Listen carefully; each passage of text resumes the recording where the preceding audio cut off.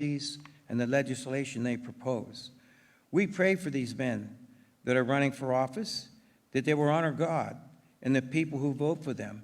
Give them the strength, Lord, to resist the devil and those who will try to bribe them, buy them, deter them from keeping their pledge to you, Father, and the pledge to all those who voted for them. So we pray, Lord, that you'll be with them, strengthen them, and help them always, Father, to seek first your kingdom and his righteous will in their life.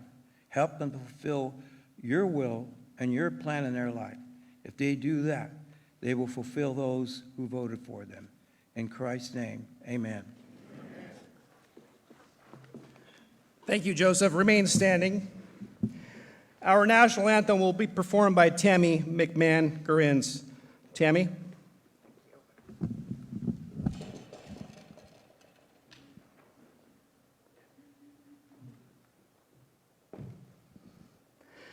Oh, say, can you see by the dawn's early light what so proudly we hailed at the twilight's last gleaming, whose broad stripes and bright stars through the perilous fight o'er the ramparts we watched were so gallantly streaming, and the rockets' red glare, the bombs bursting in air, gave proof through the night that our flag was still there.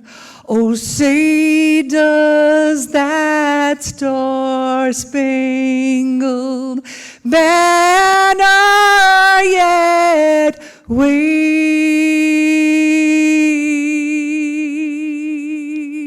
o'er the land of the free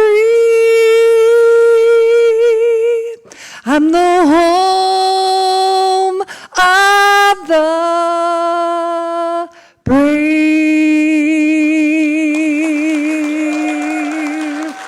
Praise the Lord.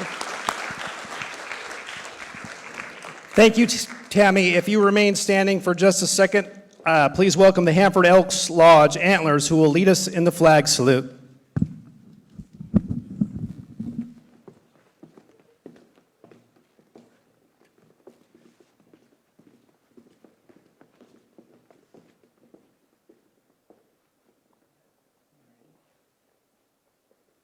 All right, ready, salute. I pledge allegiance to the flag of the United States of America and to the republic for which it stands, one nation, under God, indivisible, with liberty and justice for all. Thank you.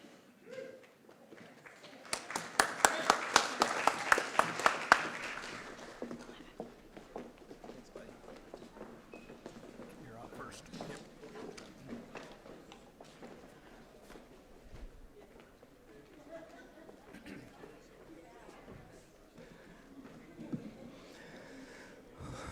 I would like to take a moment to share a few words about 1776 Sons of Liberty and our role in this community. This organization started with a backyard gathering of a few local citizens disenfranchised by state and federal politicians who failed to represent our country's Constitution. In a short period of time, these small meetings turned into actions that further our core values. Our agenda includes publicly advocating for fiscal responsibility and transparency, conducting informative town halls and debates with local officials and political candidates. Our goal is to inform voters of decisions and policies that are being made on our behalf. Our intent is to work with but hold elected officials accountable for their actions as they work for the people, and to make certain they are upholding the Constitution. 1776 Sons of Liberty is currently focusing on a mainstream grassroots effort to make transparency a priority in government. Decisions made on behalf of Kings County residents should be made with our best interests in mind. We are not Republicans nor Democrats. Excuse me, our priority has always been and will always be to ensure that we, the people, are justly represented. Thank you.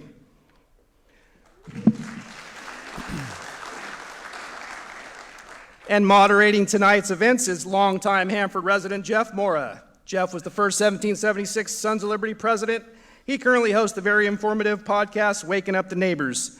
In addition, Jeff can be heard on Fresno's Classic Rock 95.7 The Fox. He is also the John Birch Society's section leader for Central California. Without further ado, Jeff Mora.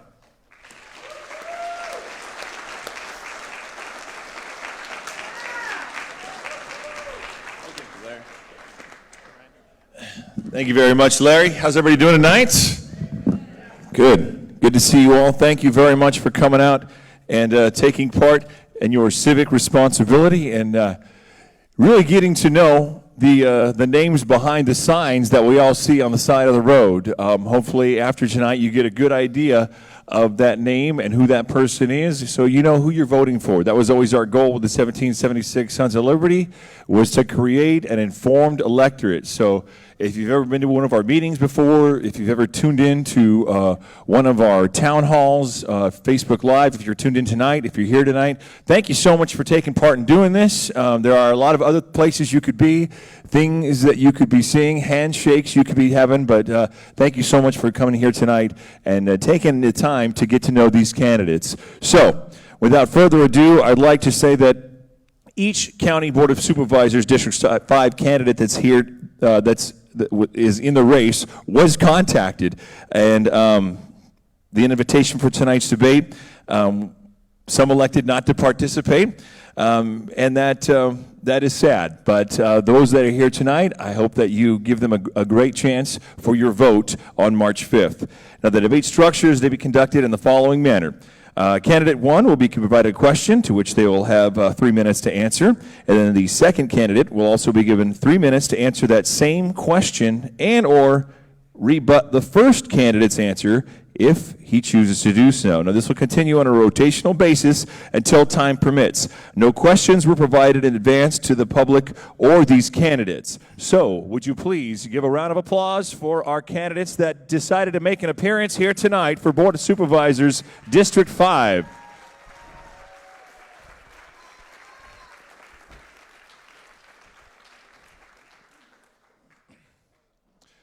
Each candidate will be given 3 minutes to introduce themselves. First will be, on my left, Mr. Adam Medeiros. Thank you. Thank you. Well, welcome. Thank you so much for being here. It is a pleasure and an honor to see people again, as Jeff said, to step up and really participate in their civic duty. I am Adam Medeiros. For those of you that don't know me, I am an immigrant. I came here when I was 3 years old, and I have lived in Kings County just about my entire life. I've gone to school here. I've raised my family here. I am married to a beautiful lady, Amy, my wife of 42 years. We have 3 grown children and 8 grandchildren. We are invested into this community. I am currently an elected official on the Kings County Board of Education. I have also served on Kings River School Board for 10 years. Right now, we are participating in developing our youth for Kings County. I am currently a campus life mentor. I am mentoring high school kids, telling them about not only who Christ is, but how they can be effective in their community to be better people. I'm also the current leader of the John Birch Society here in Kings County, and we have taken on that role to educate people on what our Constitution says. We meet monthly to learn more about what the Constitution says and how we are supposed to enact it and hold our elected officials responsible for it. My life here in Kings County has not just been to live and exist and take. But I have committed my life since 1984, when I accepted Jesus Christ as my personal Lord and Savior, to give back to the community that has given me everything that I possess today. And so I love this. This is home. My wife criticizes me many times because I tell her there is no other place I'd rather be but in Kings County. There's no other place I want to be. These are my people. This is where I invest my time. This is where I direct my efforts to help the next generation to step up to the plate and be equipped to contribute back into a community that then can bleed over and contribute into our county, our state, and hopefully even our nation. This is who I've been. This is who I will continue to be. And I expect no less from the people and the kids that I mentor and encourage, the family that we have here, to do the same, to help others to become their best. And so that is who I am, and thank you again. Thank you very much. And our second candidate, ladies and gentlemen, Mr. Robert Thayer.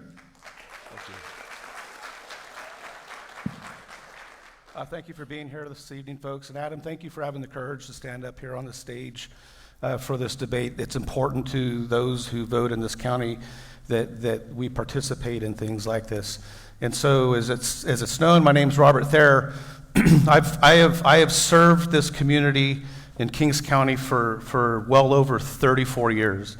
I came to work here November 27th, 1989, hired by then Sheriff Tom Clark. 5 sheriffs later, I serve as your undersheriff. And if you're not familiar with what that means, I hold the highest unelected position within the Kings County Sheriff's Office. I've served in every community in this county, and I know our communities very well. I know the families that live in Avenel and Kettleman City, up here in the Riverbend area of District 5, and just clear across this county. I have a passion to serve. And although my time and my career in the sheriffing business needs to come to an end and a succession plan to push on to the next generation, my commitment to serve my county is not done. And I have a lot to offer, and there's a lot that I want to bring to this board position. I've seen the impacts of crime, poverty, homelessness, the mental health issues that we have in our communities. Nobody has to teach me this. I've been in the homes of these people. I've spoken with them. I've committed my career to them and to serving. On the lighter side of things, back here, over here in this corner, is my family. I've been married to my wife, Kim, for 34 years. I'm sorry, I've worked for the county for 34 years. I've been married to her for 31. Seems like 34 sometimes, but anyway. And we've raised our 3 now adult kids in this county. We've been impactful. We've attended church here locally. We've taught adult Sunday school class for years. Many of you may have heard of the nationally acclaimed Growing Kids God's Way. We brought that here to Kings County so that we can invest into our kids to raise them to the moral standard. That is our commitment, and that is our service that we continue to do. And I'm proud of our 3 adult kids. All 3 of them are difference makers in their own circles of influence, and they're out spreading their own discipleship across the state of California. For me, I want to let you know that I bring a unique opportunity to the voter. To my knowledge, there's never been someone that's ever worked within the arena of Kings County government that's risen from the bottom of it to the very top of it that has then taken on an elected position. And I would like to be that person for the voter and to get to work immediately. Nobody has to teach me how to get to work immediately. I've been doing it for 34 years. Thank you. Thank you very much, both of you. And again, thank you very much for taking the time to be here tonight. And I also would like to thank everybody who submitted questions, either to us, emailed us, or found us on social media, on Facebook, and sent us questions and submitted ideas or subjects that you'd like addressed tonight. Thank you all for taking the time to do that. These questions were crafted around that. And our first question for Adam Medeiros. Kings County here faces a homeless populations which have hit record highs in recent months, and mental health is often referred to as the primary cause. The county spends millions in funding for mental health, yet we've seen little results. what direction would you provide the mental health departments to ensure that the programs being continually ran are effective in reducing the homeless population? Well, that's a great question. Thank you. There's a lot to do with the homeless situation. But number one, as I've stated throughout this entire campaign, we have to stop being enablers. Right now, we are enabling the homeless to be homeless. In the last 5 years, we have put more money toward the homeless situation than we have in the 20 years before. And what do we have to show for it? More homeless. We as a board need to raise up and say, enough. We have to make it difficult to be homeless in Kings County. If they want to continue to pour money into it and enable the homeless to be homeless, we will have more homeless. We need to say, enough. Let's start putting that money to better use. Because a lot of the homeless that we see out there today are not homeless. They are the posers and the criminals that are now been given power to terrorize our communities.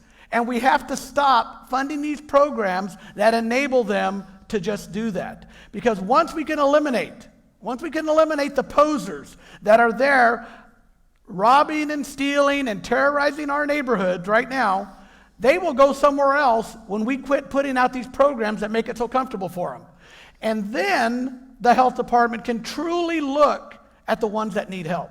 They can truly look at the ones with mental illness and reach out. But when there is such an array of these posers that we can't get to the ones that need help, we need to get tough on the homeless, make it uncomfortable to be homeless in Kings County. Now, I am concerned about Kings County, as I said earlier. So when I say I want to get tough with the homeless, I don't mind if these posers want to go to Tulare. I'm sorry, Tulare. I don't care if they want to go to Kern County. I don't care if they want to go to Fresno County. I don't want them in Kings County. These are posers that are abusing our cities today. So what I would suggest is, one, let's get together with the people. I mean, if you guys know KCAO, it's a great organization. They do a tremendous work, and Jeff Gardner is a personal friend. I love him to death. But I want to sit with Jeff. I want to sit on his board, and I want to tell him, what we're doing is not working. Let's change gears. Let's do something to make it uncomfortable for these posers. Let's get them to leave our town, leave our county, and then let's help those that are truly in need. Mr. Thayer, you have 3 minutes. Look, the reality is this, and homeless, we see it, and it's blight in our communities, and we see it. But this is the reality. These people are not trash. They're not rabid animals. They are human beings. They're your sisters, my brothers, and they deserve advocacy. And it's not meant to put them in the blue trash can on recycle day out at the curb, dump them and hauling them off somewhere else. That's not how we do business in this county. That's not how I'm going to do business in this county. I was appointed to the Homeless Collaborative by a unanimous vote of our Board of Supervisors, probably because I'd been part of the homeless collaboratives for the last decade before we even knew what a homeless collaborative was. And there's significant mental health in our communities. Can you imagine? Anybody got stage 4 cancer in here? Let's round you up and go throw you into the trash because you've got a disease. And these people are there many times on their own regard, and I agree with Adam in that sense. There's a section of homelessness that needs to have compulsion added to it. And if they don't want to abide by it, then there is incarceration for them. You have to force them into programs. Those programs worked back when we had those in this county. And unfortunately, a lot of that stuff has been hamstrung by state policies that impact our local county jails on what we can and can't do. But I know that compulsion did work. But there are other pieces that do work, and I agree. I've seen what works, and then more clearly yet, I've seen what doesn't work. And I'm the guy in the room, even in our homeless collaborative, that goes, can you show me an example? Why do we need to have another flip chart, and why do we have to have another committee? Like, we know what the issues are. Let's go do a difference, and let's go do an impact. For the blight, and I've said this, if you heard me speaking to 1776 a month ago, it is this, is that the city of Hanford and county of Kings and any other city in this jurisdiction of the borders of Kings County need to create the legislation. We define what the public square is. Where can you camp? Well, you can't camp on sidewalks. You can't camp within a certain distance of a roadway, a waterway, a railway. Us as legislatures in this county, we can do that. And then we can add the compulsion piece to it, that get off the sidewalk or you're going to go to jail. And we have to have a place for them to go. You know, I'm not a big fan of pouring more dollars into these programs. I think there is enough to do it, but it is also enough that we have to get people connected into the services to do so. And when we talk about government waste later, whether that comes up or not, I'm not afraid. That's my whole role in the sheriff's office, is to hold people accountable. And I'm not afraid to swing the sword at somebody if I have to do it. You know, you give it to me and tell me to swing it, I'm going to swing it. But there's a lot of work that we need to do with this homeless. Throwing it away is not the right answer. You're just going to be right back to the very beginning where we are and still suffering the same way.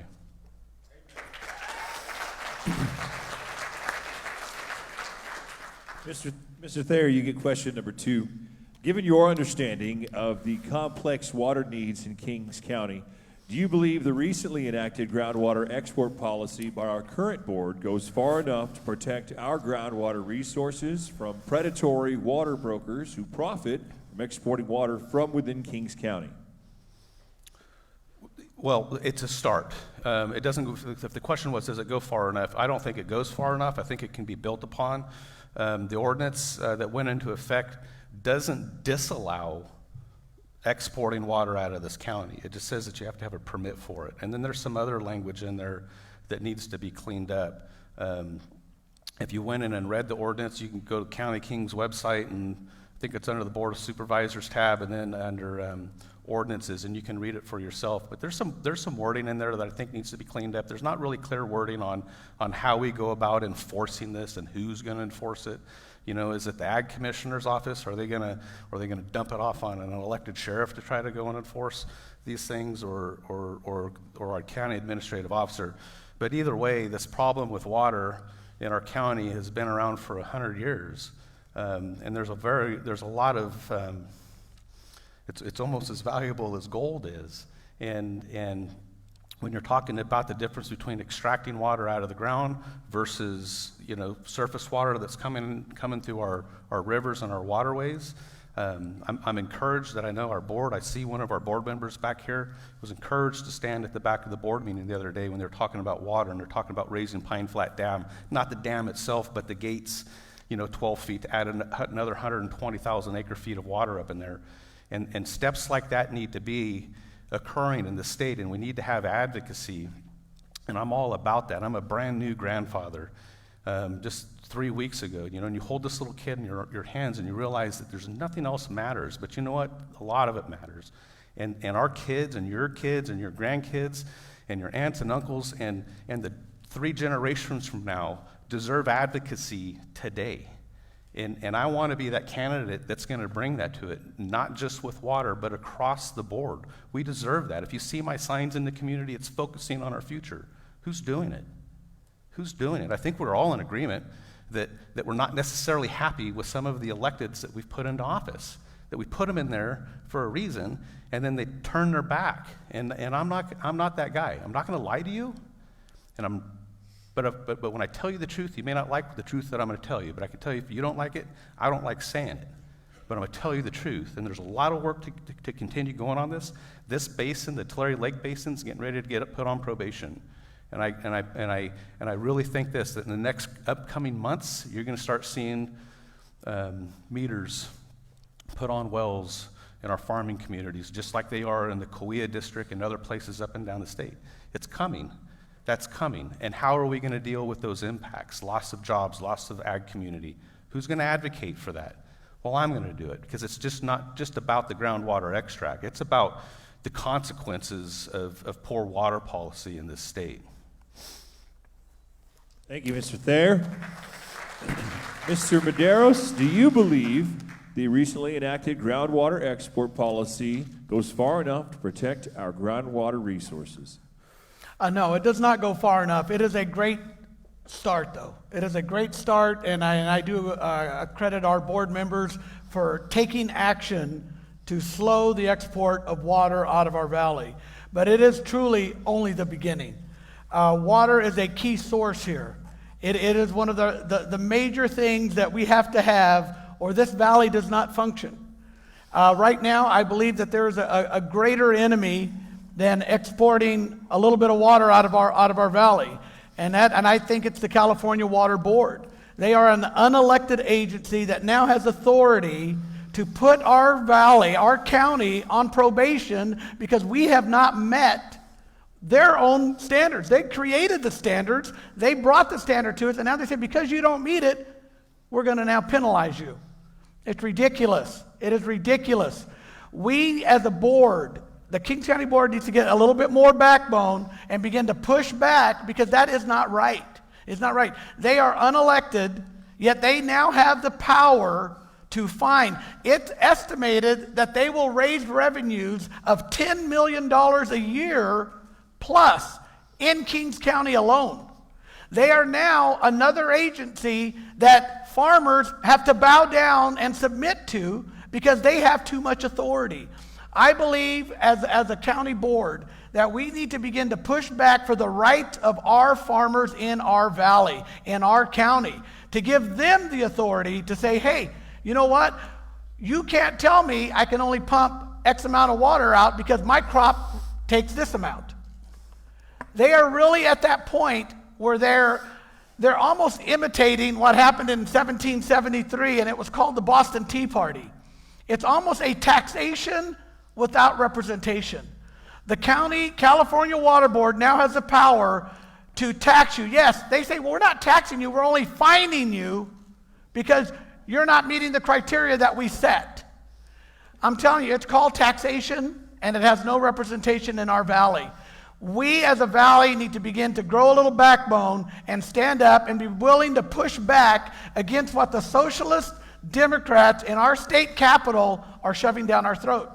And if we don't have the people that are willing to say no, they'll just nod their heads, they'll move along and say, well, the state of California told me to do it. Well, there are a bunch of socialists in Sacramento right now that want to ruin your life here in the valley that produces enough food to feed the entire nation, almost the entire world we could feed out of this valley. And they're trying to stifle and cut back on what this valley can do. We need a board that is willing to stand up and say, listen, yes, it's good. We're going to slow down the export of water out of our valley. It is a good thing. I agree with Mr. Thayer. It is a good thing. But we can't stop there. We need to have people that are willing not to submit. Thank you, Mr. Medeiros. Sorry. Appreciate you. Very passionate. Adam, you get the next question, so you get to keep talking. Since AB 109, also known as the Prison and Jail Realignment Measure, passed over a decade ago, crime has increased substantially statewide, as well as right here in Kings County. Now, if you were given additional annual public safety funding, where would you allocate those funds? Wow, what a great question. Yes, again, we are dealing with a greater evil than Kings County, okay? We are dealing with a state that is creating bills and measures that are making difficulties for our law enforcement officers to enforce the law. Basically, what we've seen come out of Sacramento over the last 10 years, including this bill, is it's giving more rights to criminals and less rights to our law enforcement. Again, a county board has the right to step up and say, this isn't right. This is not what our people want. I want to make sure that you guys understand, if I am elected, I will never lose sight of the fact that I do not represent Kings County as a board member. I represent District 5 and the voting citizens of that district to the county board. I will represent you in these laws that are literally trying to kill us. You know, for so long, we've heard, oh, I'm going to be a sanctuary city for illegal immigrants. It's illegal. Yet some cities will ignore the law to create illegal activity and say it's okay. Well, why don't we become a county that says we are going to be a county that is committed to law and order? We are going to be a sanctuary city for law and order. I don't have to rewrite new laws. We have the laws on the books right now. We have to empower our people to say, hey, your county board is behind you. Let's enforce these laws. Let's make sure that people understand that when you come to Kings County, I want it to have more sheriff, more Hanford PD per capita than any other county, any other city. Because I want when people come to Kings County, they're going to say, man, there's a lot of cops on the street. Man, there's a lot of cops. I don't think I'm going to go there. There are simple solutions that we can do as a county board that can begin to create the image of Kings County that is going to say, this is a law and order county, and we're going to follow the laws on the book. Thank you. Thank you, Mr. Medeiros. Thanks for giving back that time from the previous question. Appreciate that. All right, Mr. Thayer, there you are. You're sitting on the Board of Supervisors as a man who's been in law enforcement for more than half your life at this point. How are you going to allocate those public safety funds? Well, I know that locally, just because from experience, I've lived Assembly Bill 109. It's been in my back pocket since its inception back in October of 2011, and there's a makeup of a CCP board, Community Correction Partnership Board, that's comprised of a variety of different department heads. It's ran by the Chief Probation Officer, and we report to the Board of Supervisors, County Admin for recommendations on how the funding gets allocated.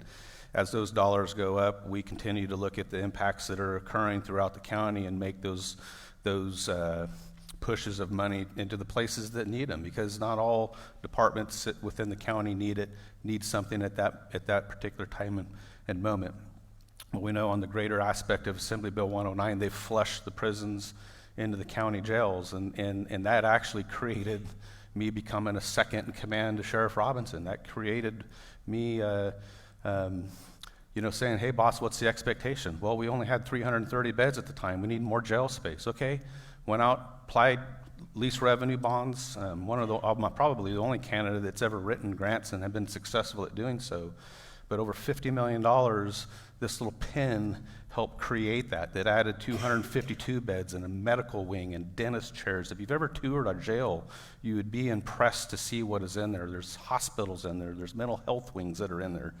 And the allocations to continue to come from the state need to go significantly towards more beds.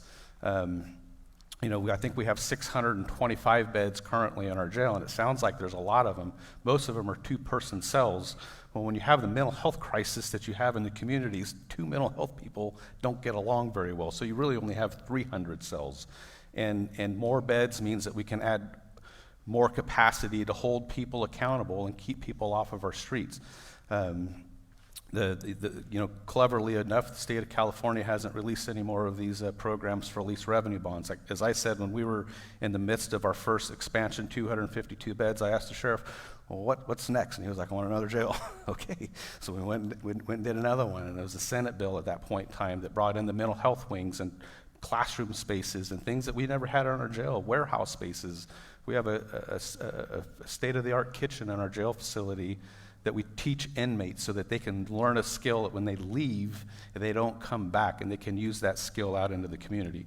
But at the end of the day, investing back in, I'm a fan of investing in the sheriff's office. We take the majority of that money anyway, and it goes towards keeping our community safe and expanding our abilities to keep people incarcerated. Thank you, Mr. Thayer. You get our next question.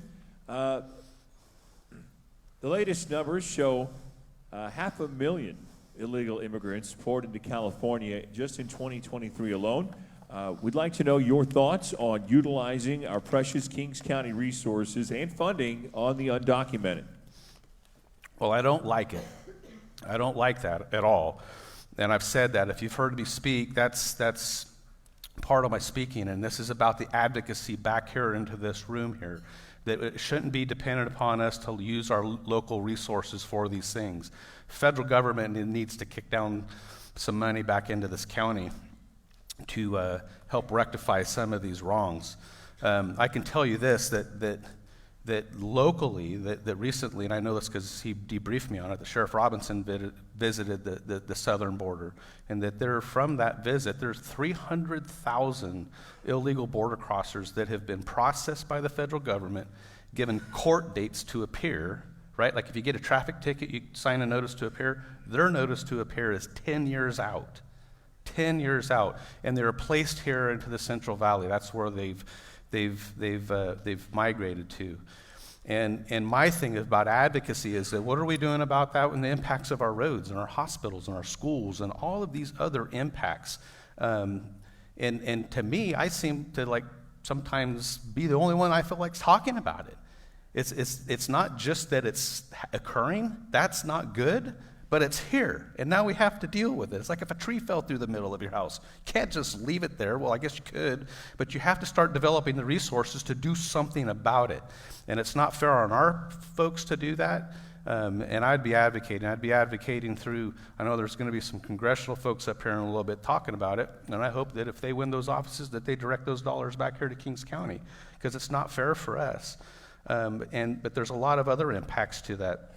I had the distinct pleasure to be one of 2 people in the state of California to visit Washington, D.C. when Donald Trump was still president. We got to meet with angel families. I brought you a picture of here that I met with these angel families. Do that. Nobody can do that right there. That's pretty awesome. That was awesome. Anyway, okay, that took 10 seconds. This picture, these are angel families from California. These people are on my heart every day. They've been killed by illegal border crossers in this state. And so we got to meet with the Trump administration, and their policies really help bring public safety to a level playing field back here in California. And this administration that is in their office now really needs to step up and do something about it. Unfortunately, this little pin right here, I can't wave it and make it all better. But I sure can get to work for each of you and advocating for these dollars and not just sitting in an office somewhere spinning my thumbs. It's about getting out and advocating and calling this, speaking of this articulation that I'm doing to you and getting the right people to hear and knocking on their doors in D.C. and getting those dollars back here to help offset the impacts to our infrastructure that we're having going on. Thank you, Mr. Thayer. Mr. Medeiros, again, the question about utilizing our precious Kings County resources and funding on the undocumented that pour into this country. Man, how do you follow up? I can do that 20 times and I'm not going to get that bottle to stand. No, I can't even try it, Robert. Thank you, man. Yes, immigration is dear to me because I am an immigrant. I'm not second generation. My family immigrated here when I was 3. I am an immigrant. I understand legal immigration. And if we look back enough, most of us are immigrants of some sort. I have no problem with immigrants. What I have is a problem with the adjective in front when it says illegal. Okay? It took us, when we began to make plans to come here to America, it took us 3 years. 3 years to process to come here legally. And we went through that process because it's what the law requires. And right now we have a ton of people that are here now coming illegally. And we are just rolling out the red carpet for them. Again, I want to push back as a county. We need to make it uncomfortable for illegal activity of any kind. It doesn't matter what it is. Yes, the administration we have in our federal government is making it very difficult right now to control our borders. We had a closed border policy with the past administration. We now have an open border policy. And criminals are coming into our country by the thousands, by the day. And so we as a county, again, if we have the adequacy of law enforcement, if we have that attitude that we are not putting up with illegal activity, they'll go somewhere else. They will leave. They don't like that environment. I am a huge proponent for immigrants that come here legally that are vetted through the process that we already have in place. We don't even need to rewrite the book. It's already in place. All we need to do is assign our border agents instead of filing through thousands and thousands of illegal criminals coming in to work on the files of the legal applications that we have today. There are hundreds of thousands of immigrants who have gone through the process, who have applied, who are waiting for their paperwork to get through so they can immigrate here legally. And you know what those legal immigrants have to do? They have to obey the laws of the land. It's part of the documents you sign. My father had to agree that he would not tap into the social services because we are legal immigrants. If they could not find work, it's literally in our paperwork. Our sponsor, my aunt, had to sign a paper, a legal affidavit saying she would take care of us. We could not tap in to the social services. Because we came here legally, we were obliged and required to obey the law. We now, as a sick society of, wow, how did that time go so fast? Well, it's... Hey, wait. I've I been think to the a time, couple of I your think the events, time Adam. goes slower over here, man.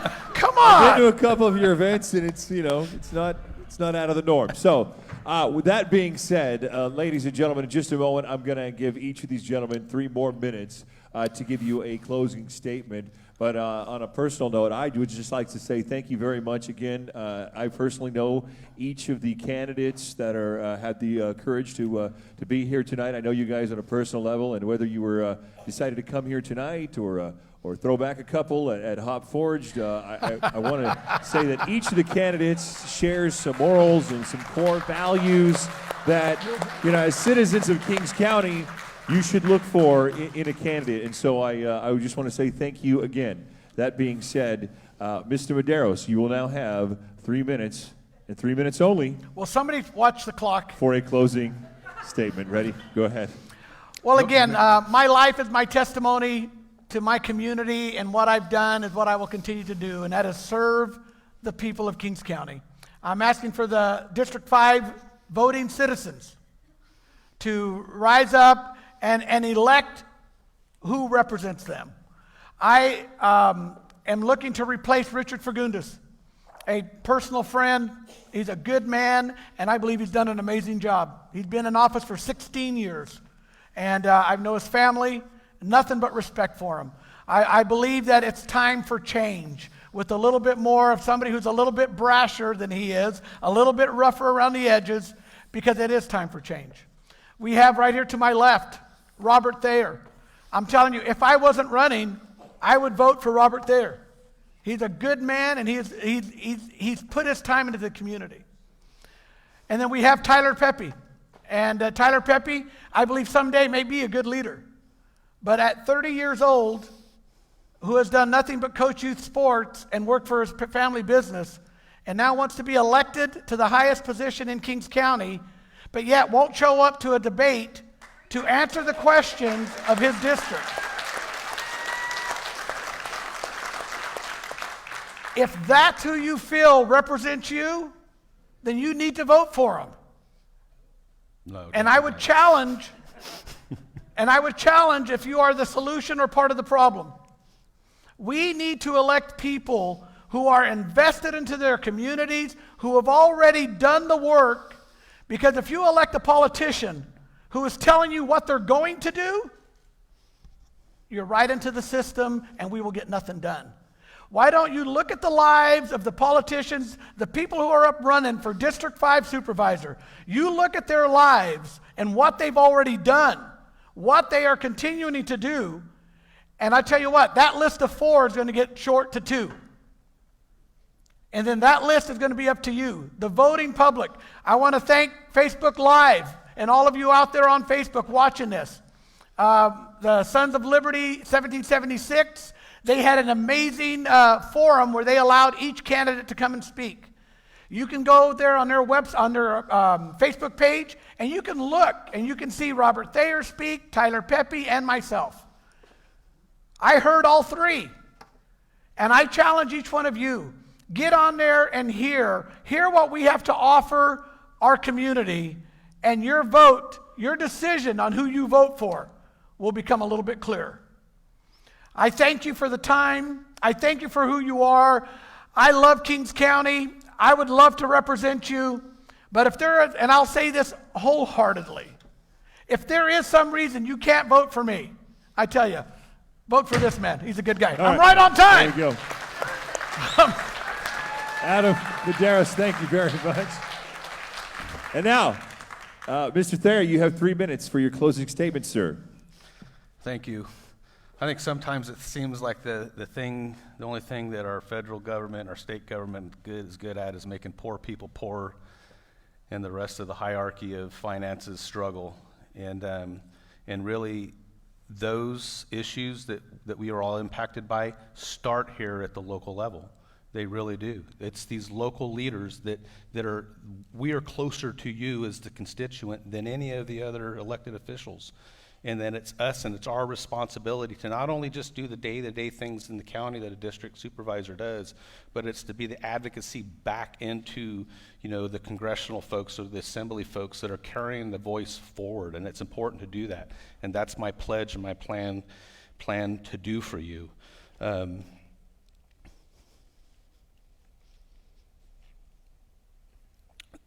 Much of what we've spoken about here today really is just small morsels, really small morsels on many, many, many more significant things that occur in this county that need attention too. And again, like I've said, I've committed 34 years of my life to serving this county. The folks that live on San Joaquin Street in Avenel, I've been in their homes. I've responded to calls for service for them. I've knocked on doors down in Stratford and let loved ones know that their family was killed in a traffic collision. I've been up here in our river bend, and I've been all up and down what I consider to be the Beat 2, Beat 4 area of our county that I spent a majority of my time patrolling. That's the District 5 area. That's why this is important for me for the District 5. I don't want to be a board member in any other districts. This is my home. This is where my passion lies, is back into here. And as I've said, I've served and I continue to serve and want to continue to serve. And I want to take my work ethic, I want to take my skill set, I want to take everything that I know about local government, including all the little secrets that they keep in their back pockets some places, and not necessarily go out and expose them in an aha moment, but to be an accountant and an accountability back to you. And I'll end with this. I'm proud, because I think these are important, that these who have backed me is our district attorney, Sarah Hacker. Our assessor clerk recorder, Christy Lee, believes in me. Our neighboring sheriff, and I know he's here tonight, Mike Boudreaux, has endorsed me for this position. California State Senator Andy Vidak, our Kings County Detention Deputies Association, our Probation Officers Association, the California Association of Highway Patrolmen, California Rifle and Pistol Association, healthcare professionals, doctors, nurses, mental health, chiefs of police, law enforcement. The list just continues to go on. And the reason they are, and I don't mean this in a cocky sense, but they back me and they endorse me because I'm exceptional at what I do. And my plan is to do that as a District 5 supervisor. And that's my pledge to you. If I earn this from the voter, that's Thank you very what it much. is. Mr. Thayer, Mr. Medeiros, we appreciate you guys taking the time to be here tonight. Thank you very much. Again, you can tell the candidates here tonight extremely approachable. If you have more questions, I would implore you to reach out to them, reach out to their campaigns, get to know them as people. Hopefully, you get to know the people behind the names that you see on the signs every day. Thanks again. Give them another round of applause.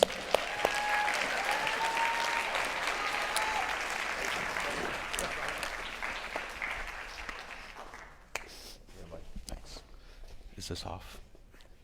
Thank you very much, gentlemen. Probably a photo op, but we missed right there. Did you get that picture, Gary, of them shaking hands? Adam, okay. Sorry, I didn't mean to question your skills, sir. Now, again, you guys, the election is March 5th, 2024. Mark the date on your calendars. Make sure that you're available, you're present that day to vote. Don't trust the mail-in system. We always encourage you to vote in person on Election Day.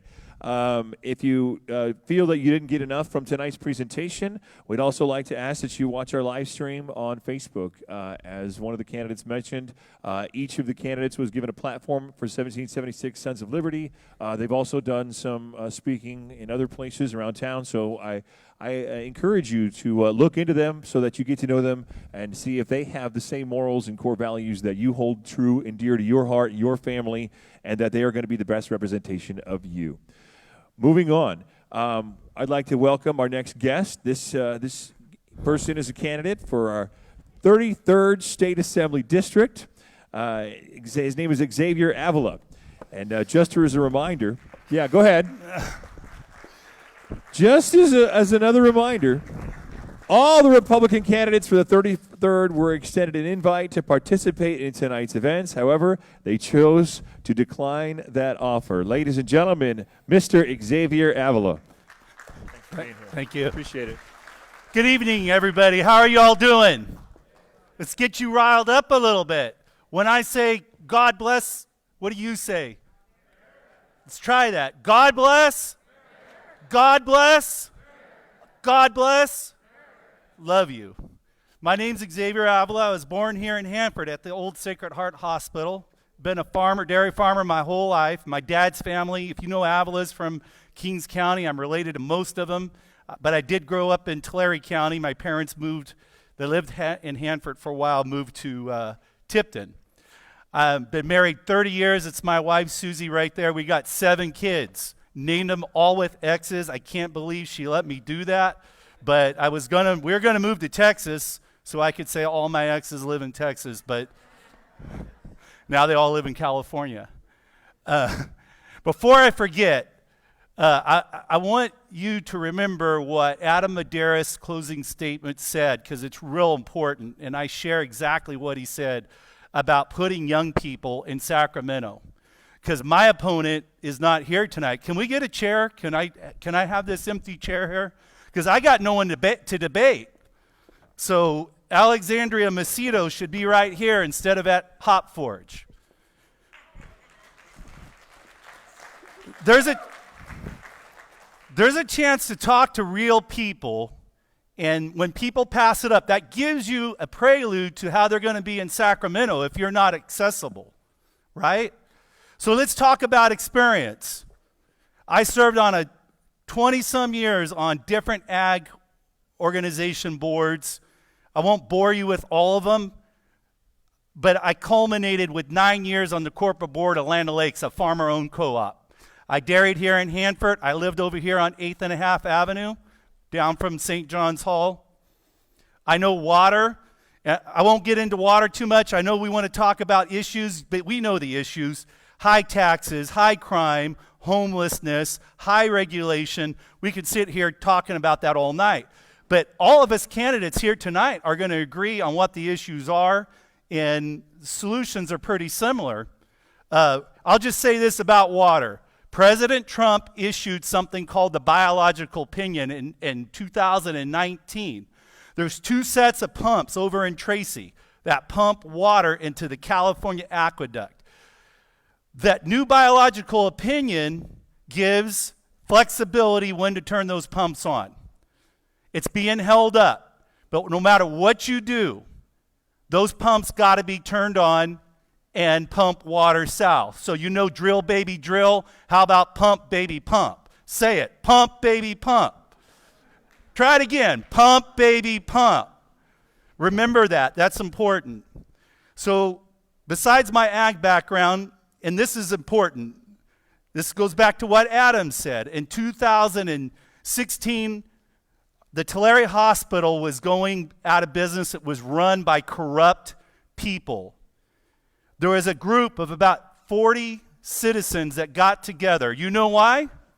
Our elected leaders did nothing. Our city council, supervisors, they all stood back. There was a leadership vacuum. What did they do? Nothing. That's called a leadership vacuum. We got involved. We defeated a $55 million bond that was a lie, was a sham. We ran our people on the board. We took over the board, And a year later, we bought Adventist Health in. We saved the hospital. We were in the hole $50 million. We are now got $12 million in the bank, and we're about ready to finish our tower. A few years ago, we saw an opportunity. We refinanced our bonds. We saved our taxpayers over the life of our bonds $34 million, cutting taxes, saving people money. I am the only conservative in this race. I'm the only pro-life person in this race. What is this? You probably know what this is. You can't see it, but come on, it's the Constitution of the United States, and this is the Bill of Rights.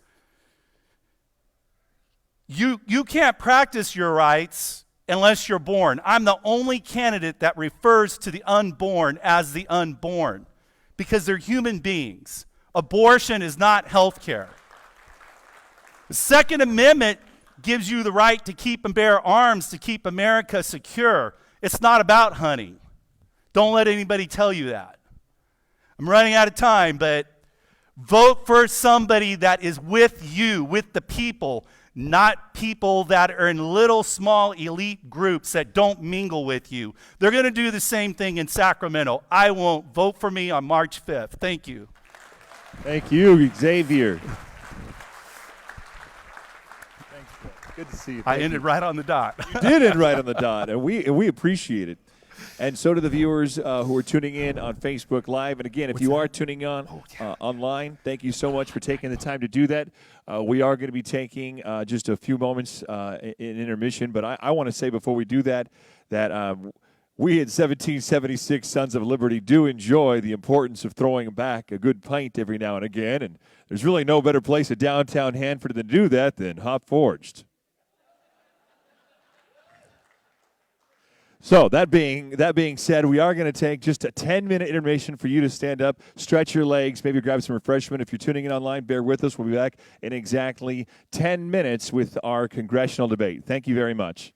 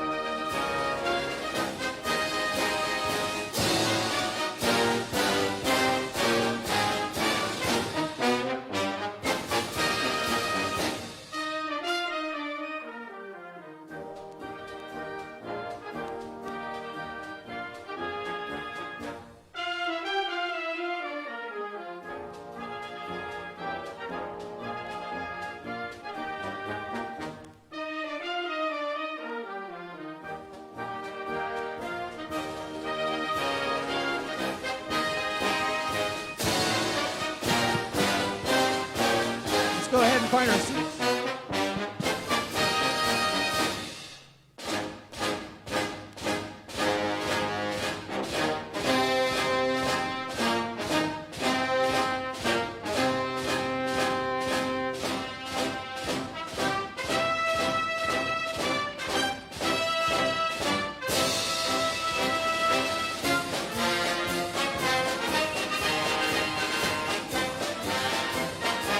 Mic check.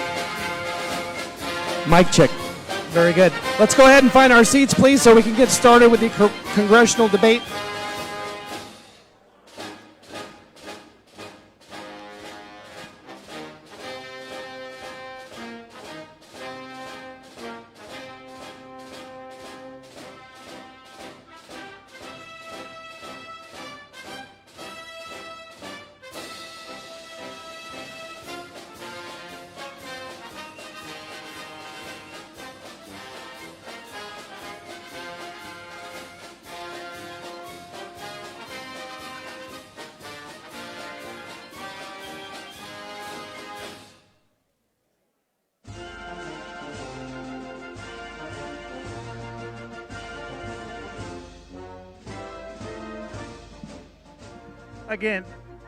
Again, please take your seats. Please take your seats.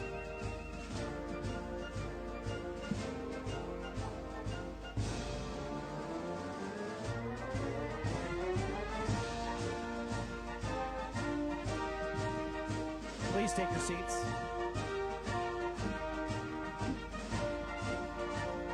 Please take your seats. If everyone can please take their seats, we are ready to get started. Please take your seats. Please take your seats.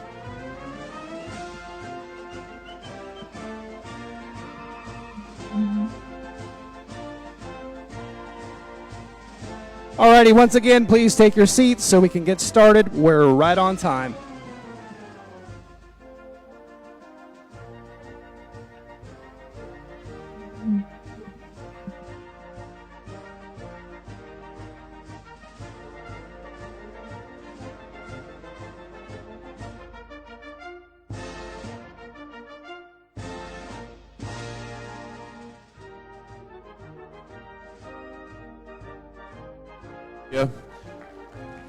Former president of the 1776 Sons of Liberty, and you'll hear later from our current president, Mr. John Darpley. I personally want to, again, thank you all for coming out tonight, and for those of you that not only tuning in tonight to Facebook Live, but also are going to be tuning in after tonight, and again, really vetting each candidate and making sure that you have a good decision in front of you. And keep in mind that I think Adam mentioned the John Birch Society. If you missed the table out front, feel free to stop back by on your way out tonight. The John Birch Society is something that I modeled the 1776 Sons of Liberty after, and they actually keep scores on congressmen, on senators, on assemblymen. So as you listen to these candidates here tonight, if you would like to see how they could be scored on whether they're voting for or against the Constitution, their constituents, or the ones that are voting, going up against in these campaigns, go to thenewamerican.com. And if you feel like joining the John Birch Society, go to jbs.org. There's more information out front. And with that being said, I'd like to introduce these candidates. Now, again, we extended invitations to each candidate that was in the race. Those that are here tonight, give them a big round of applause. First, we have David Giglio, 20th Congressional District. Chris Mathys, 22nd Congressional District. Mike Boudreaux, 20th Congressional District.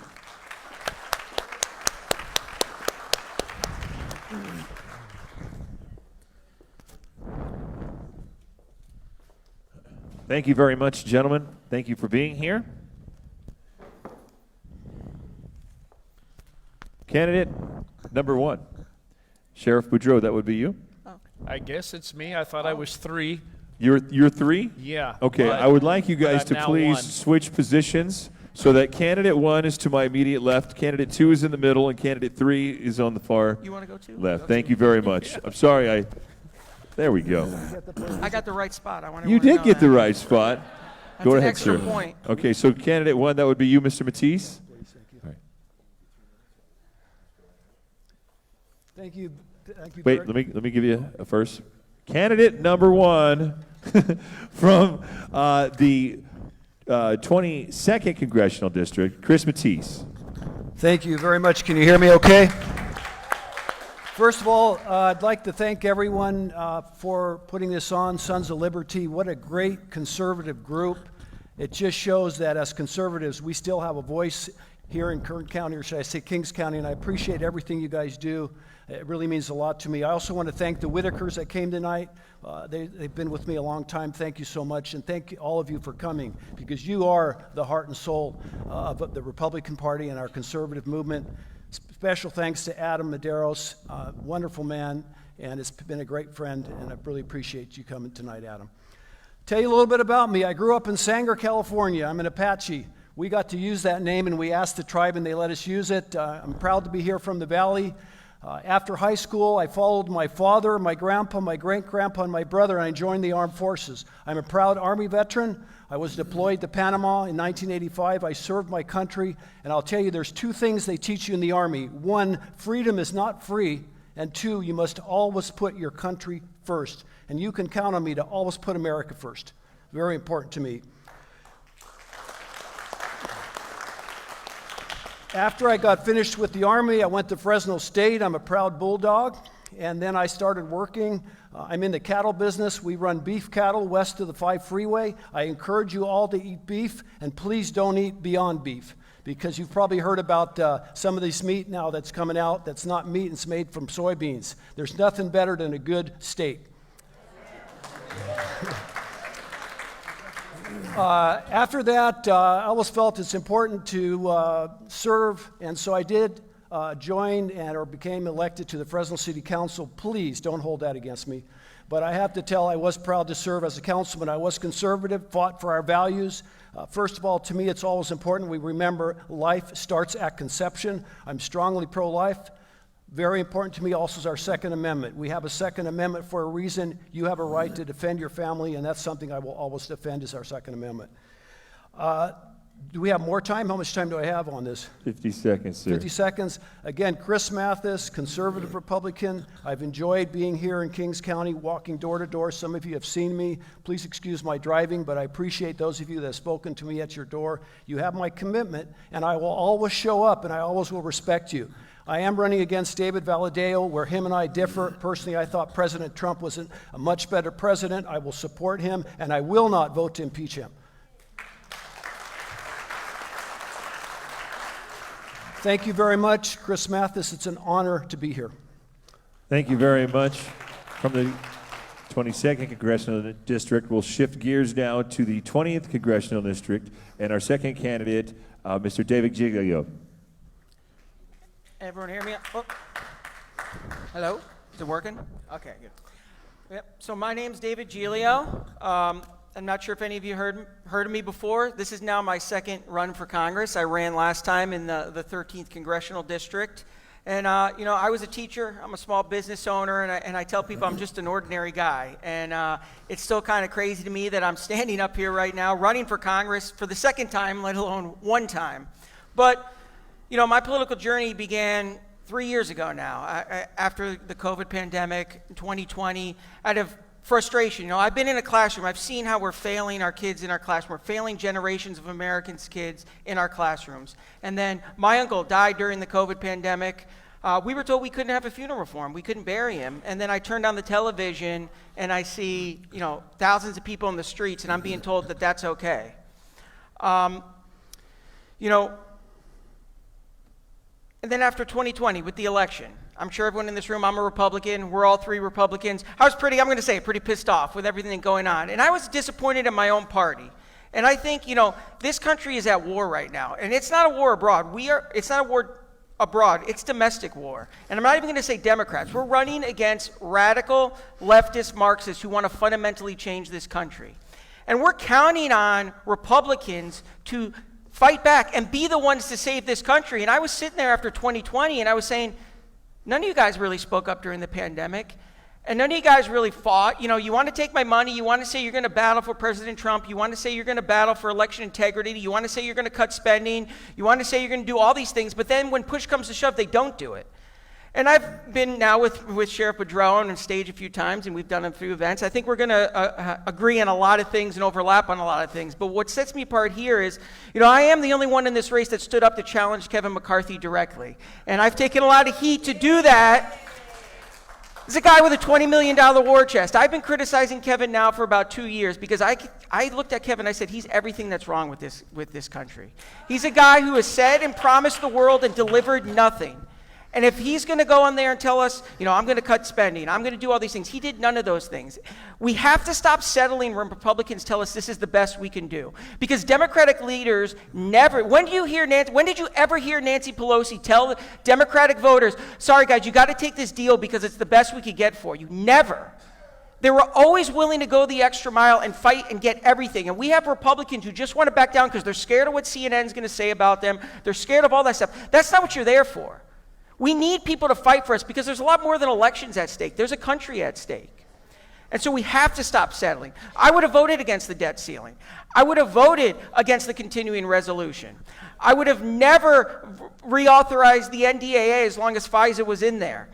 We need to stop doing these things. I will never send your money more on foreign wars like Ukraine. So my time's up and I don't want to get the boot, so. Good decision. Thank you. And also from the 20th Congressional District, Mike Boudreaux. Good evening, everybody. I'm sure glad that you're out here because the future of our country relies upon you in the seat, the voter. Let me first thank my Lord Jesus Christ. He's my personal Savior, and I think that we need God back in this country. I was recently interviewed by a reporter in regards to God. I said, we need God back in this country. I was literally asked this question. Well, Sheriff, there are many gods. Which one is yours? Folks, when we lose sight of what this country was founded on, George Washington, the first House of Representatives, went next door to a small church and prayed over this country. For everyone in this room, God's not forgotten about us. He hasn't. I've been asked many times, why are you in this race? I'll tell you a little story that I've told often. I was at the grocery store with a young lady in front of me with two young girls, and she sent one of the younger girls back to exchange the milk from a full gallon of milk to a half gallon of milk. And I talked to her afterwards because I went ahead and paid for her groceries. And I said, why did you have to do that? She says, because gas is so outrageous I can't afford to go to work tomorrow unless I have $5 to pay for gas to go for the next 2 days. Here's why I'm in the race. I have a 16-year-old daughter that's here tonight. I don't want my daughter to have to decide between a half gallon of milk and a full gallon of milk. We have an unsecured border which is endangering the safety of our country. We have a Biden administration who is outspending us and reducing the value of our dollar. We have small businessmen and big businessmen alike that can't afford to pay their employees. We have a Washington, D.C. that doesn't understand that our agricultural industry is the priority for Americans. Not one farmer, dairy, rancher, grower should be paying for water. The federal government should be paying for water because it's a matter of national security. You can't feed our soldiers if you can't grow the food to feed them. You can't have a strong America if you can't grow the food to feed them. Federal government should be paying for water. We'll get into a lot of different issues tonight, I'm sure. But I will tell you that we must secure our border. We must close that border. And one of the ways that you can keep people from coming into this country is to quit giving stuff away free. We are giving things away free to those who haven't gone through the legal port, who haven't done things legally to be in this country. I firsthand, and as a sheriff, will tell you that I have looked in the eyes of victims of human trafficking, young girls who have been raped coming across our border, men who are bringing untold amounts of fentanyl into our country and into our state and into our district, which are being released on soft-on-crime approaches by a state run by a governor who needs to be removed as well. So we will get into some issues. My time is up. Thank you. Thank you very much, Sheriff. Before we continue, I'm going to go ahead and ask, if you don't mind, sir, Mr. Mathys, would you please grab your podium and kind of scoot back just a few, just 2 steps so that I can see the whites of Mr. Giglio's eyes. Yeah, and then Mr. Giglio, would you please do the same so that I can see?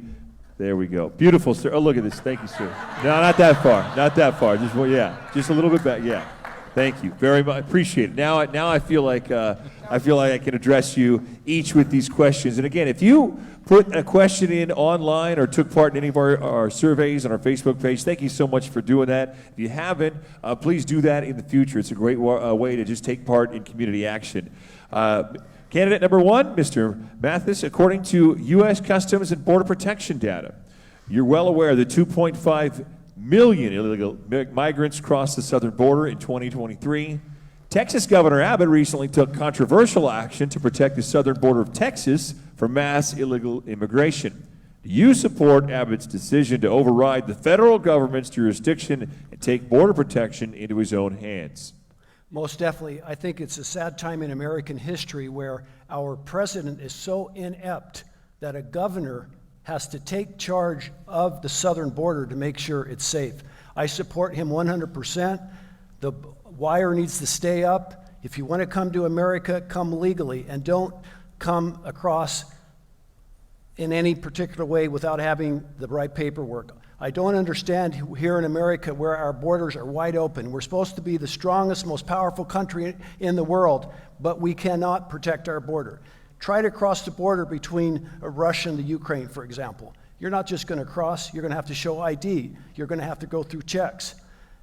They're eating our lunch. These people are coming here, they're taking up our medical care, they're clogging our schools, our hospitals, and we're hurting. Why should we have to pay and subsidize 2.5 million people from another country? We need to put our country first. We need to take care of our own health care. Why should a senior citizen have to wait to get care when someone across the border comes and gets everything free, including dental surgery and everything else? It's got to stop.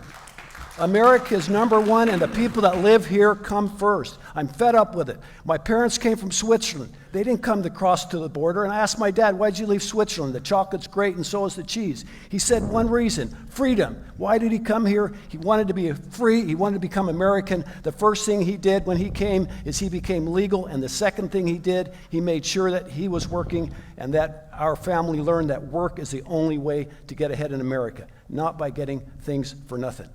I love our country. You have my word that I will work with President Trump because he did a much better job than President Biden and make sure that border's secure. And if you come to America, you better have your paperwork in order. And if not, we're going to deport you and you're going to go back to where you're from and take care of your business before you come here.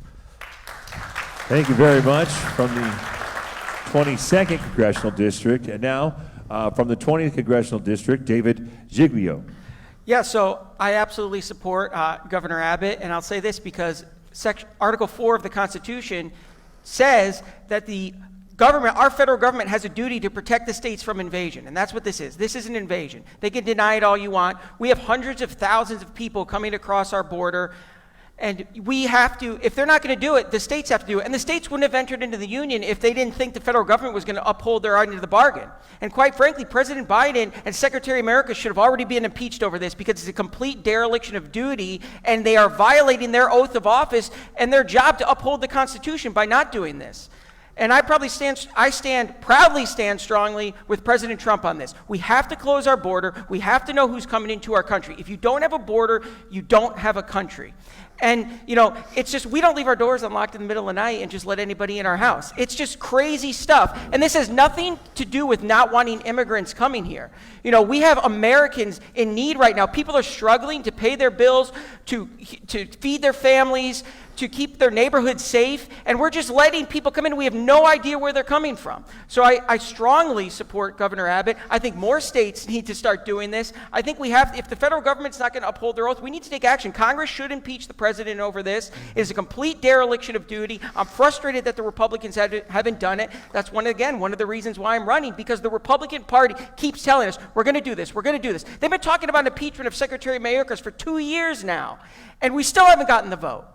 We still haven't gotten the vote for President Biden. I'm tired of it. You know, the Democrats are firing nuclear weapons at us, and we're shooting back with Nerf guns. And when you give these people an inch, they take a mile. So we cannot be willing to do this anymore. We have to fight fire with fire. Do I always agree with the Democrats' tactics? No. But the problem is they've changed the rules of the game, and we have Republicans that want to keep playing by these old antiquated rules out of some moral superiority high ground, but we're getting run over here, and our country's being invaded. So we have to send these people back, we have to close the border, and we have to evaluate who we're taking in our country. I agree with President Trump, and I don't think it's the wrong thing to say when we say we should be taking in the best and the brightest. We have to take in people that are going to contribute positively to American society. All there. Well, thank you very much. Both of you gentlemen, thank you for keeping it under time. Sheriff Mike Boudreaux from that same 20th Congressional District. Well, let's call it for what it is. We have a weak administration.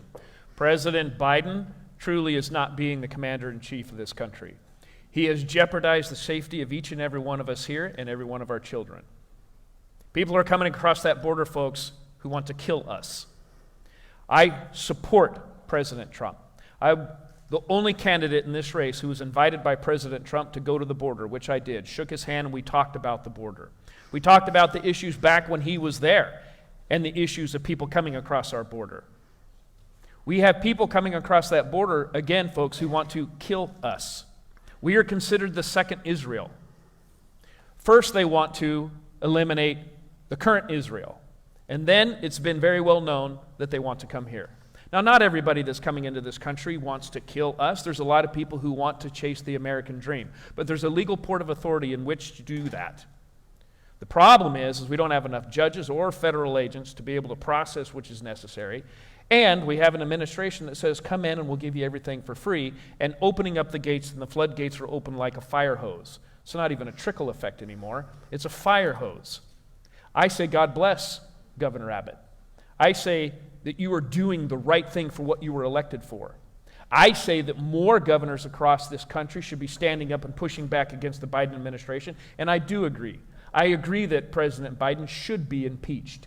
He has failed as our commander-in-chief. He has jeopardized our family and our children, not only with the economy, but allowing people to come into this country who shouldn't be coming into this country. There needs to be a judicial process for people to come into this country.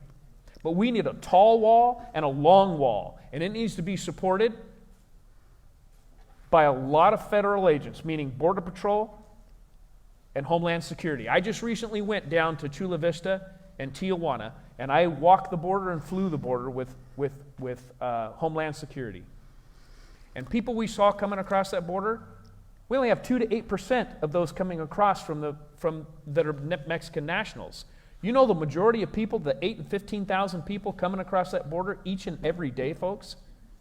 There were 75 people from Yemen. There were people from China.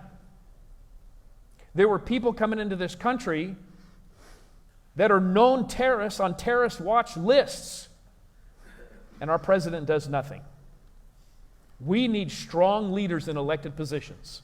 You can no longer afford just to vote in the guy that sat behind the desk and been an envelope licker all his career. You need someone who's going to stand up, who's lived it, and has the knowledge to push back and stand up like Governor Abbott. And I applaud him for what he's doing. Thank you very much, Sheriff. As we move forward, I do want to reiterate that in order to streamline tonight's event, we included from the 22nd and the 20th Congressional Districts, but each candidate was given an opportunity to be here tonight, and no questions were provided in advance or the public in advance. Candidate number 2, David, abortion is one of today's most divisive issues. In 2023 alone, approximately 1 million unborn babies were robbed of their right to life. Tell us your position on abortion, and specifically, when do you believe life begins? Well, I went to Catholic school my whole life. I'm a strong, proud Catholic. I believe life begins at conception. And I believe that we need to do everything we can to encourage people to make the alternative, the much more appealing option to abortion. So one of the things that I've said since I got in this race is I've always worn the badge of being a MAGA Republican, America First Republican proud, because I think it's the best way forward, because it's putting policies in place, and one of the biggest things is pro-family policies. We need to, as Republicans, we need to stop spending things on forever wars and all this other wasteful stuff and start putting policies that are going to help bring back the American family. When I was teaching, one of the hardest things was I taught in the inner city, and I'd be lucky if I can get a hold of one parent. The decline of the two-parent household is one of the reasons our country's in the position it is in today. But is it incredibly difficult, especially in a state like California, to keep families together because there's so much stress? We need to implement policies like doubling the current child's tax credit. I also want to institute a new tax credit for married families who file jointly, so it encourages people to keep families together and to build families. And then we also need to provide services for people that need counseling and support. So I'm 100% pro-life. I'll never run away from that issue. I think we have to wear it as a badge of honor, and I think we have to be willing to talk about it. One of the things that gets Republicans in trouble, and I've been there and I've seen the consultants and I've heard them, they're always telling Republicans to run away from issues. Don't talk about it. Don't talk about it. And then you let the other side dictate and control the narrative. We should talk about this issue and be it out there, because we are the ones who are the less radical, okay? The left wants to talk about abortions all the way up until babies are even born in some cases. That's the more radical thing. The American people, the data shows, they agree with Republicans on. We have to stop hiding from our beliefs. We can't be ashamed of who we are as conservatives. We have to talk about it. We cannot let the media dictate the message. We cannot let the Democrats dictate the message. If Republicans are too scared to tackle this issue, then they shouldn't be in office. Thank you very much. And from your same congressional district, Sheriff Mike Boudreaux. This one to me just troubles my heart. Why is the answer to not taking responsibility for your actions killing someone? I believe that life begins when God puts the magic there. And I believe the minute that the egg and sperm connect, life begins. Why is the answer death, if you're not willing to understand the responsibility of what life represents? Why are we not educating our children in our school system about the importance of life? Why are we trying to teach them about sexual identity and gender identity versus the responsibility and accountability for actions and what happens when a man and woman gets together the way God designed it for life? I'll never understand how anybody looking at children across this country and the importance and value that we put in life would believe that death is the answer. And that's what it is, folks. You are murdering a child. I, as the sheriff, if you kill a mother with a baby inside her, it's double homicide. Why is it okay if a doctor oversees it and does the same thing? It's not okay. It's the murdering of life. I am pro-life. And believers on both sides of the fence, Democrats, Republicans alike, if you are voting for candidates who believe in pro-choice, you need to reevaluate yourself. And for those of you who are not believers, your heart should be telling you it's wrong. I will always support pro-life. I will never vote for anything other than the support of families. We should be teaching our children to wear protection, if nothing else. We should be incorporating more adoption policies. But we should most definitely be teaching responsibility and accountability, and that the answer to anything is not to just completely erase it from the face of this earth as if it never existed. I have seen interviews of mothers who have had abortions who go through some pretty mental strain, requiring counseling because of the aftermath. Nobody talks about that. And I also know people who have had abortions. It's very difficult for them to even talk about. But what we do need to do is to encourage our education system to promote life and family, not to promote death and destruction. Thank you very much. Appreciate your honesty. Chris, would you please tell us your position on abortion, and specifically, when do you believe life begins? To me, there's no bigger blessing than having a child. I have a son, Roman. He's 32. He's bigger and stronger than me, and it's so a pleasure to see my son raised and grow up and become a proud young man. And the way I look at it is God determined if we were a man and a woman, and he determined that when we were conceived. Life starts at conception, not a day later, not a week later, not 6 weeks later. It's so important that we protect our unborn children because they can't be protected without us. When I was on the Fresno City Council, I'm proud of my record to have supported life throughout the 4 years I was there. I am a Catholic. And you know, we've reached a point in our life where there's so many opportunities now for young moms. You know, I was at the Bakersfield Pregnancy Center, and what a wonderful group of people there. They volunteer their time, and a mother can go in and have an ultrasound. That's all paid for, and she can see her baby. The dad can come in. They have people that talk to the parents, tell them what's good, how to raise their children. They have a lot of supplies that they give for free, diapers and formula and different things. And so we've come really to a point in our lives where there's no reason for an abortion. There's so many people that care. There's so many loving parents that are willing to adopt children that when you have that blessing, when you find out that a child is going to be born, there's nothing better in life than that. And you know, at the end of the day, I remember when my dad was, his last couple of days, we got together, and it was just us kids there with my dad. I was the last person to see my dad alive, and it's such a blessing when you are alive, and it's so important that as young parents that we have their support, and that we never forget that once that baby's conceived and God's determined that you're going to have a new life, let's protect it.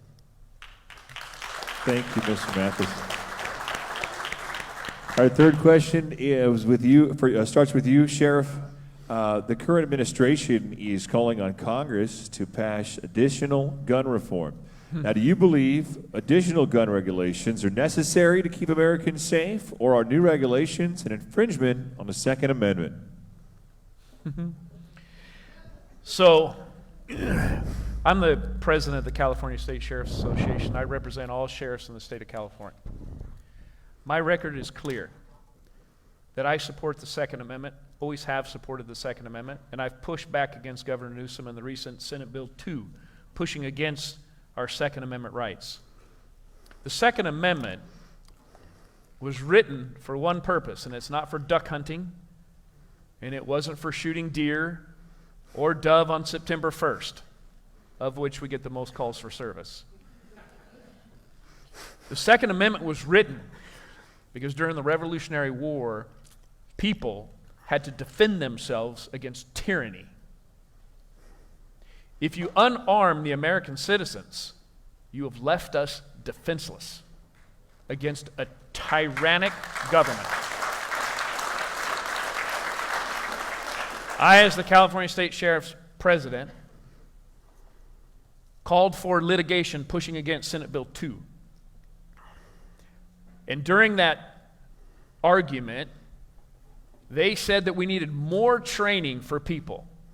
More training for people to understand how to operate a gun safely. I have over 10,000 or close to 10,000 gun permits in my county. You know how many law-abiding citizens use that gun in a criminal action? 0. But you know how many criminals in my county and up and down the Central Valley in California use that gun to commit robberies that aren't supposed to have them, parolees who aren't supposed to have them that have them, gang members and drug dealers who have guns and not supposed to have them, untold thousands of people. What we need to do is enforce the gun laws that are currently on the books. Nowhere in the Second Amendment does it say you have to know how to use a gun. Now, do I believe in gun safety? Of course. But I'm also a big believer in the Second Amendment. Nowhere there does it say what kind of gun, what it's supposed to look like, or if you're supposed to be able to know how to use it.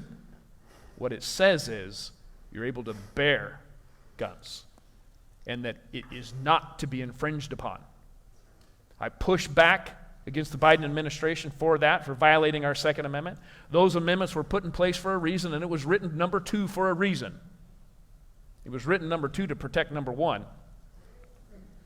But I'm telling you folks, if they take our guns with terrorists entering our country on a daily basis, and we're unable to defend ourselves because they've removed that right, we have lost everything in this country. I will always support our Second Amendment. We will always push back against those attacking our Second Amendment. And you as voters, make sure you vote for the right person to put in place that will fight for your right to bear arms. Thank you. We'll slide over to David Giglio. You have 3 minutes to either rebut or respond. Oh, I don't think I'll be doing any rebutting. So, you know, President Biden said that the Second Amendment wasn't absolute, and I think there's nothing more incorrect than that, especially as somebody who studied history. And I think everything that's gone on the last few years with COVID and with what's going on in the world right now, I think if the framers were alive today, they would be telling us that's exactly what's going on today is why we gave you the Second Amendment. And so I believe all the Bill of Rights are absolute. So I'm never going to vote against anything that goes against the Bill of Rights because there's a reason the Bill of Rights there. We wouldn't even have this country right now if the Bill of Rights didn't exist because the states wouldn't have gotten together. They wouldn't have ratified the Constitution. Those rights are to protect us, the citizens, and to stop the government because the framers knew that governments want to overreach. And we saw that in COVID. And one of their things to do is to use fear, to use scare tactics. And last time I checked, you know, criminals don't follow gun laws. I mean, Sheriff Boudreaux knows that. They don't follow gun laws. Drugs are illegal, and there's drugs everywhere. California, Illinois have some of the strictest gun laws in the country and high incidence of gun violence, more than other states. So I'm never going to vote to infringe upon the Second Amendment. I'm never going to vote to infringe upon any of the Bill of Rights. Because, listen, when you give a right to the government, you never get it back. And that's something that I tried to teach my students when I was teaching. I gave them an exercise, I gave them the Bill of Rights, and some of them, it was the first time they've seen it. And I said, okay, I want you to look at the 10 Bill of Rights and take out 3 of them and decide, you know, you want to get rid of them.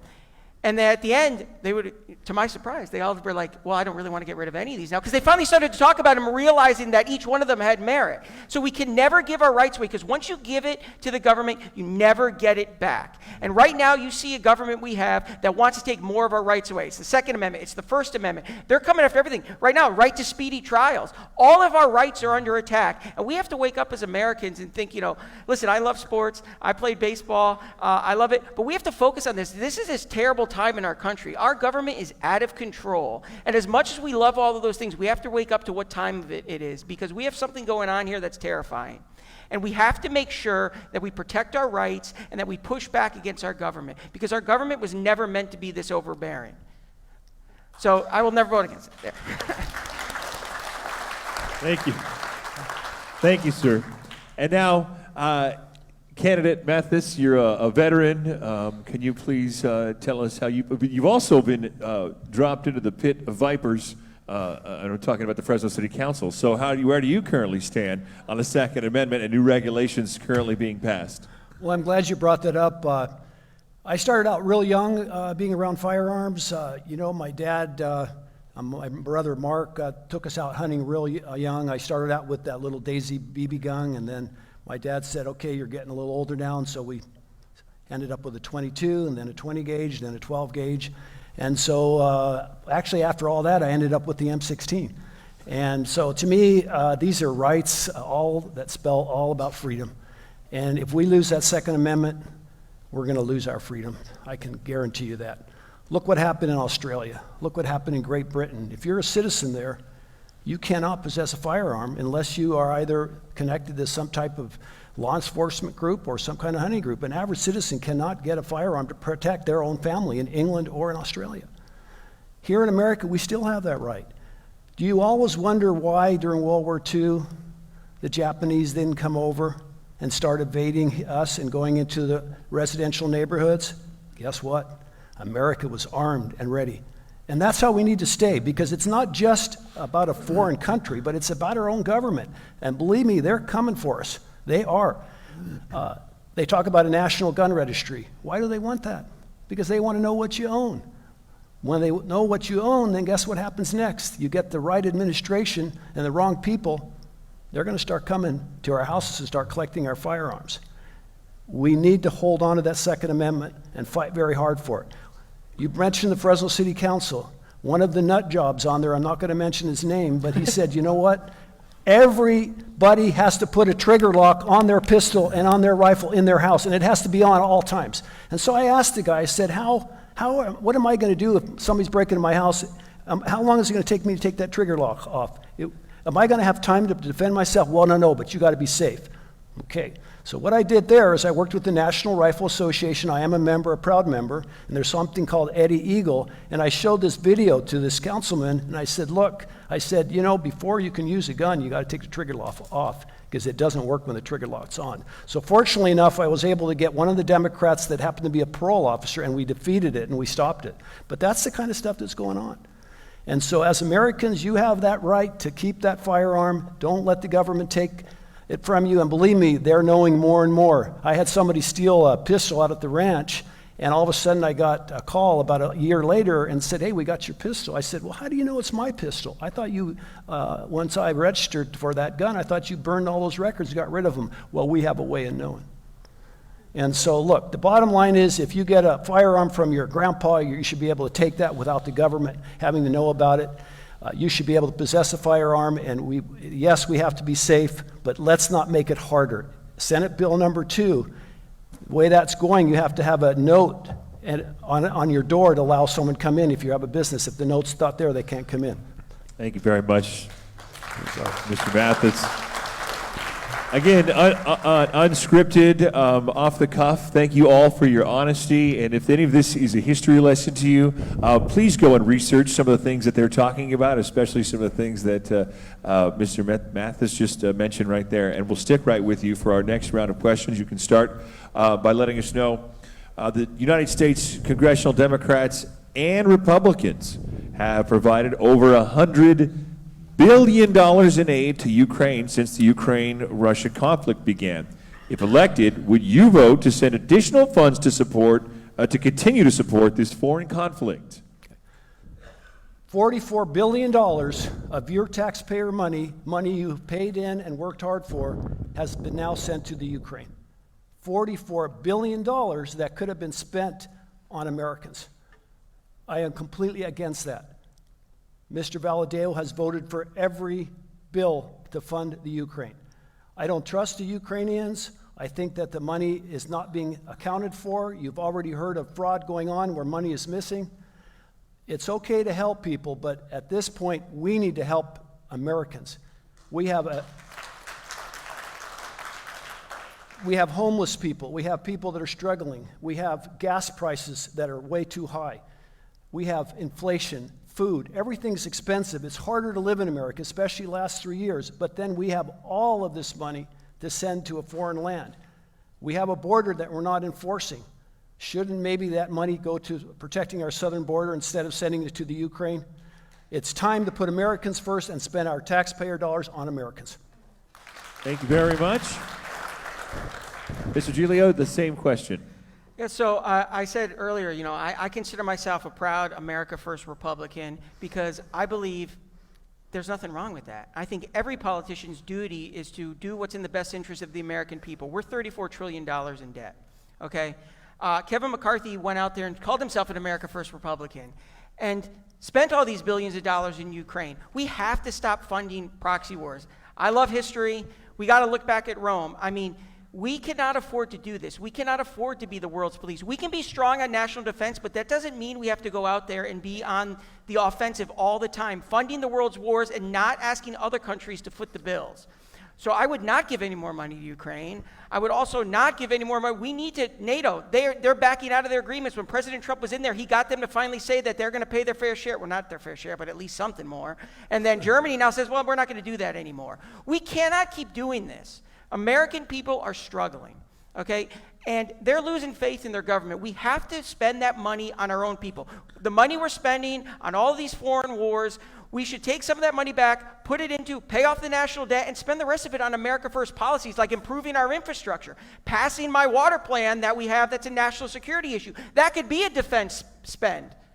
The border wall. They told President Trump they didn't have $5 trillion, or $5 trillion for a border wall, or $5 billion, sorry. But they'll spend your money in Ukraine with no oversight. It's not benefiting us. All that's doing to us is putting us more and more in debt, making the prices of our goods and services go up. We have to stop doing this. We spent 20 years in Afghanistan. Tens of thousands of American soldiers died. And what did we get out of it? We saw it go away in hours. Okay, in hours. And they always scare us with this national security stuff. I'm all for national defense, defending our country. But we have to stop thinking we have to go out there and starting conflicts, because the next conflict's going to be a world war. And that's what they're trying to get us into right now. So I would not put any more money in Ukraine. And I also would, I just don't think we have to stop spending money on offensive wars. Build up our military, be strong, be ready to fight when somebody comes for us. But we have to start putting our money back into the pockets of the American people. Thank you very much, David Giglio. And now, Mike Boudreaux, same question. I would not vote to spend one more dime in Ukraine. We have an unsecured and open border with no money going to it. We have a homeless crisis in this country and a mental health crisis in this country and veterans who aren't taken care of. We have our own people living on the streets like animals, and we just say it's okay. And we're sending billions of dollars to another country in a war we don't even all fully understand. I will say that when the war first started, we all had compassion for people who were being slaughtered and murdered, children and cities being destroyed as Russia went in and invaded. None of us agree with that. I just don't understand what our connection is to it. We have wars that take place all over this world, and we don't find ourselves in any of them, or not all of them. There's wars that are taking place in the Arab countries, and we don't seem to pay a dime to it. But somehow, and this is what I believe, because our gut tells us down deep, something's not right. Something's not right with the Biden administration and what's happening in Ukraine. We all know it. We haven't seen the evidence of it or the data that'll support it, but there's something not right. And that's why I believe that President Biden is compromised. And he's not just compromised by China, he's compromised somehow by Ukraine. We all know it. I wouldn't spend another dime until I have the evidence and the data to support and tell me the reason that we're spending money in that country. We have soldiers, most recently 3 soldiers, shot and killed. And we didn't even hardly raise an eyebrow. We have to show strength when we're attacked. If I have somebody, and many of my officers, if they're attacked, shot at, someone tries to stab them, defend yourself. We're showing weakness in this country. And by sending millions upon billions of dollars to a country, every time he asks for it, shows the world we're weak. Now, I'm sympathetic to people who are dying all over the world. I get it. But tell me why we are involved. It doesn't feel right. It doesn't pass the smell test. Now, if I get into Congress and I find that there is reasons for us to be there, the American people will be the first ones to know. Because we're too hidden in the dark about what's happening in this country and decisions being made with our money. We must know. I work for you if put into Congress. And I know that to be true because as sheriff, I work for you. You should know what's happening in Ukraine. You should know where every dime's being spent. It shouldn't be hidden in companies where this is being put, where people in government are making millions of dollars based on the investments in these companies. Not one more dime to Ukraine until we have evidence to support why we're there. Thank you very much, Sheriff. Appreciate you respecting the clock.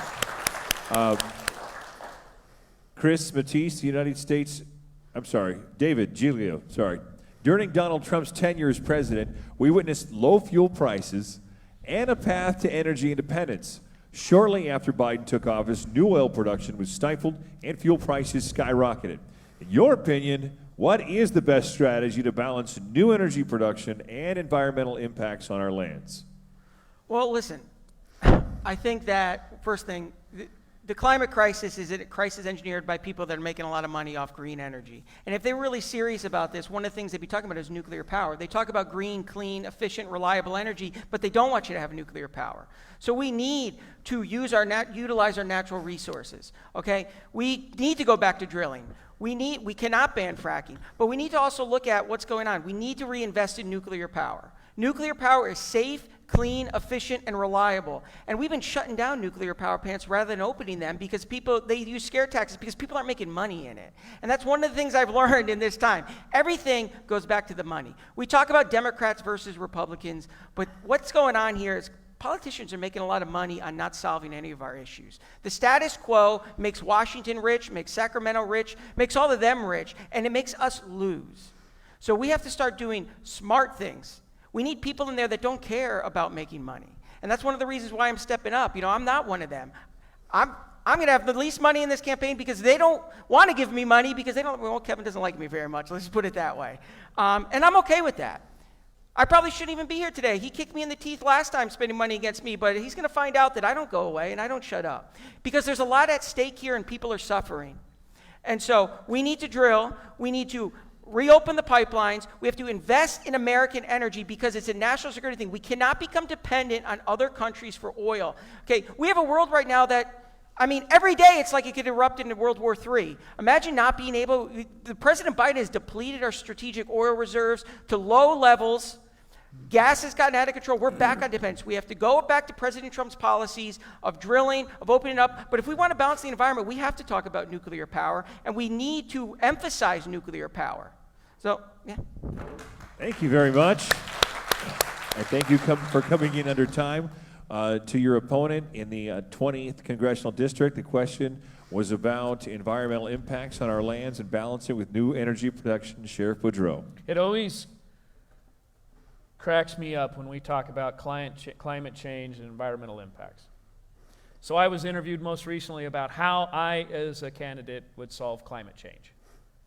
And I said, well, it's easy. I don't believe in climate change. And I said, well, let me retract. The San Joaquin Valley in the summer gets 112 degrees. And in the winter, it gets 38 degrees. So I would suppose the climate does change in that regard. But it's temperature change, not climate change. And when global warming didn't work, they had to change the narrative. I agree. We have to be energy independent. We should be producing our own oil. Kern County within this district should be the most prosperous county in the nation. It produces 70% of California's gas and oil. But they're limited, they're overregulated, they can't pump, and they definitely can't frack. And fracking has been proven to be very safe, very efficient, and would produce millions upon millions of gallons of oil that would be sustainable for the next 60 years. President Trump did it by opening the pipeline. Our gas prices went down, and we were actually selling oil to other countries and making a profit, reducing our debt. What did Biden do? He shut down the pipeline. He kept people from pumping oil. And I said, we can be independently able to support ourselves in this country. And they said, well, Sheriff, we don't know if that's true. I said, it is true. President Trump did it. And you forget what he did for the economy of this country.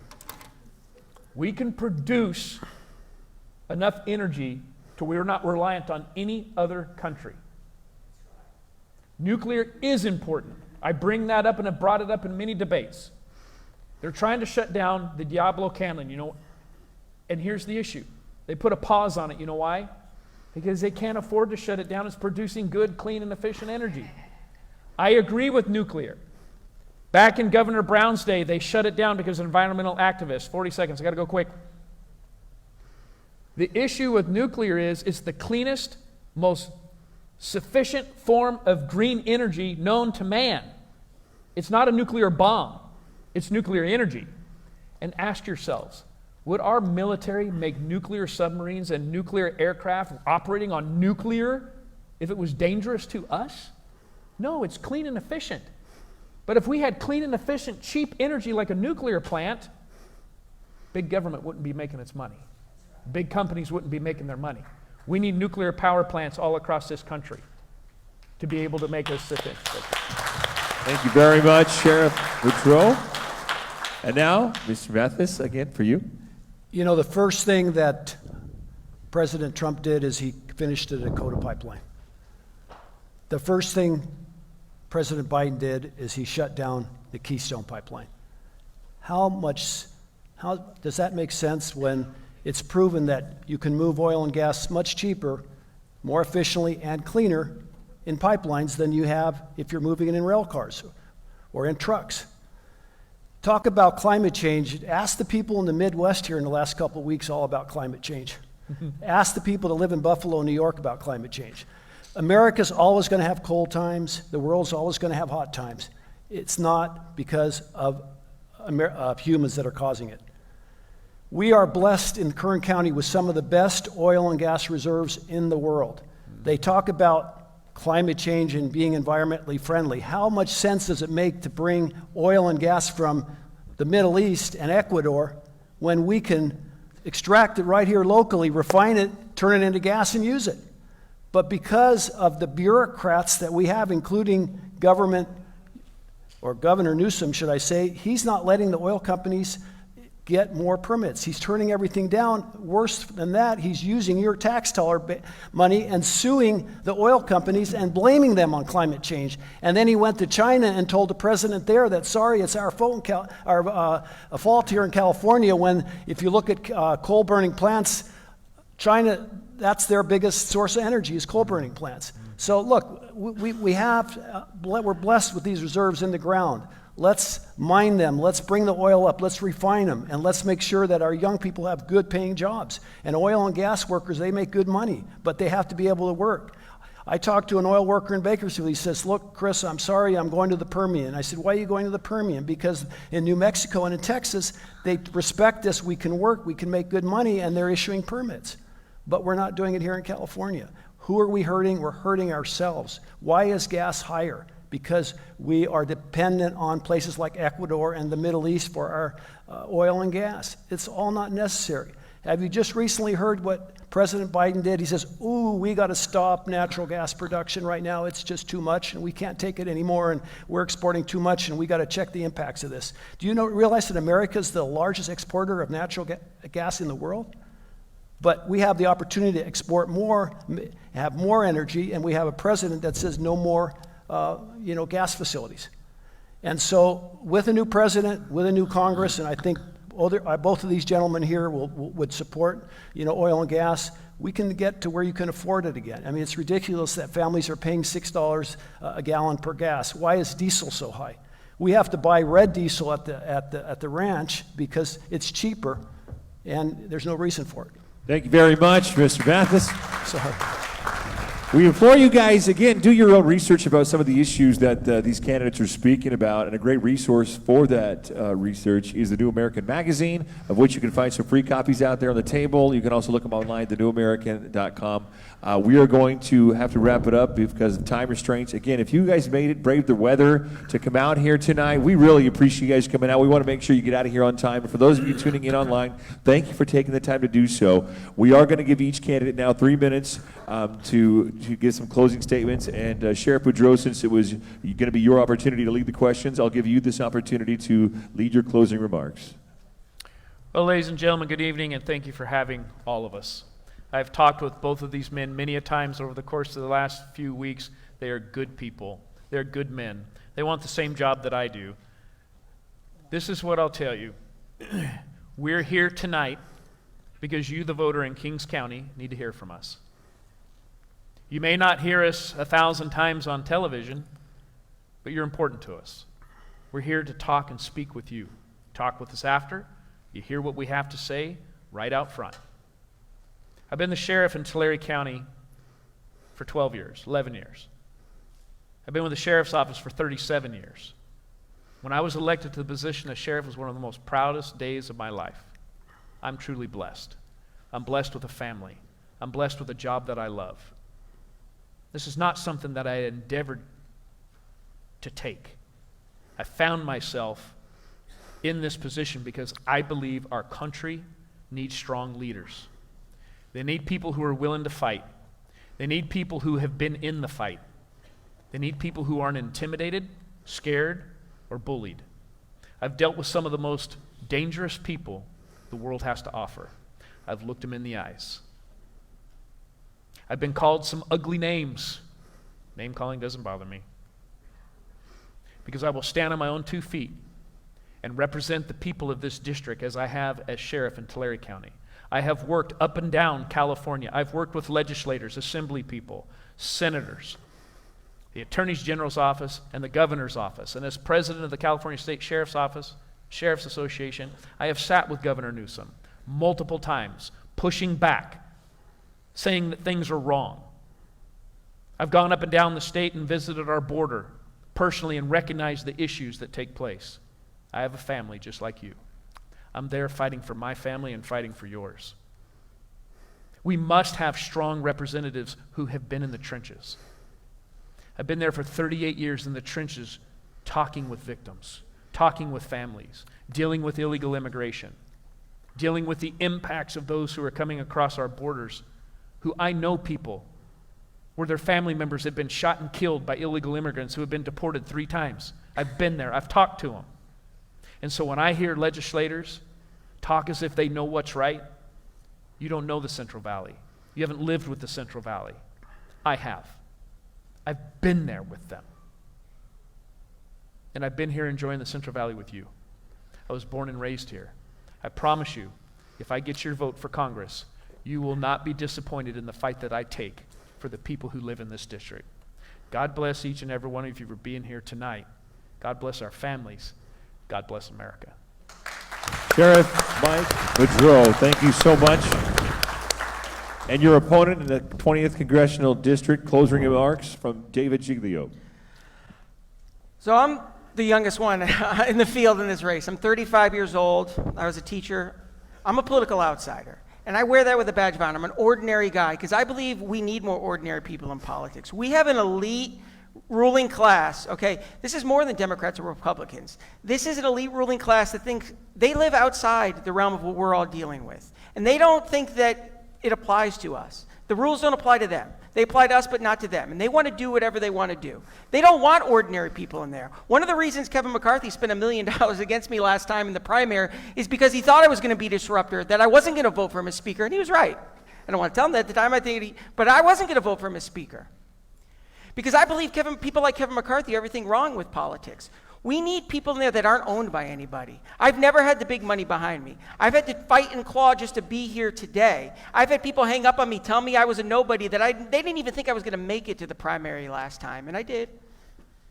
They had to spend a lot to get rid of me, but I'm back again, and I wish Kevin was still in this race because I wish Kevin could be held accountable for not delivering on his promises. We need people in there that aren't owned by anybody. I tell people it's always cliche to say, but I never want to be a politician. I don't want to be a politician.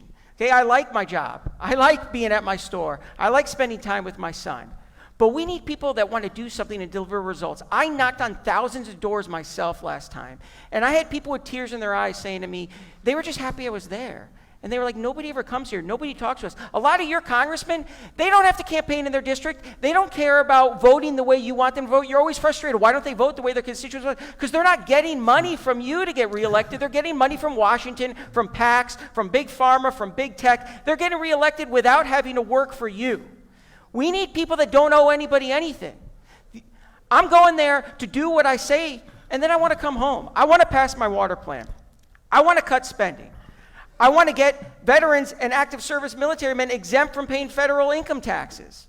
I want to make small business owners that have 40 or less employees not have to pay tax on their profits as long as they use that money to raise the wages of their employees. So we're not putting small businesses out of business when we come up with increases like $25 minimum wages. We need people that are going to go there and do what they say they're going to do. Politicians want to campaign on issues, they don't want to solve them. They want to go back and use it every 2 years and say, I'm going to solve the border. I'm going to close the border. I'm going to bring your jobs back home. I'm going to do all this. But they don't want to solve it because they want to come back to you in 3 weeks and send you an email and send you 500 text messages a day telling you, give me $20 and I'll do it this time. I'm tired of that crap. We need people that are going to go there and do it. And that's what I bring to the table. I owe nobody anything. I wish Kevin was still in this race because I would tell him to his face that he failed. He failed the Central Valley for decades, and we need somebody who's going to go in there and be a disruptor, be an agent of change, and join people like the Freedom Caucus in disrupting Washington. David Giglio. running against fellow conservative Mike Boudreaux in the 20th Congressional District. Thank you again, gentlemen. And now we'll hear some closing statements from Chris Mathys from the 22nd Congressional District. Thank you very much. First of all, again, I want to thank the Sons of Liberty. You're a great patriotic group, and thank you so much for what you do for us. And I want to thank all of you, because if all of you were what represented the entire country, we wouldn't be in the mess we're in right now. I thank you for your conservative values. I thank you for your love for God, family, and country, because you are truly what makes America a great country. We're real close. The ballots are getting sent out March 5th. I did run last time. It was razor thin. I only lost by 2.5%. There were 3 of us. Now there's only 2, myself and Valadeo. I first of all want to thank Adam from the bottom of my heart. Adam Medeiros is supporting me this campaign. He ran against me last time. We became close friends. Thank you, Adam, for your endorsement and your support. We can get this now. That 2.5% is a razor-thin margin. With your help, Chris Mathys for Congress, we can win this and get it back.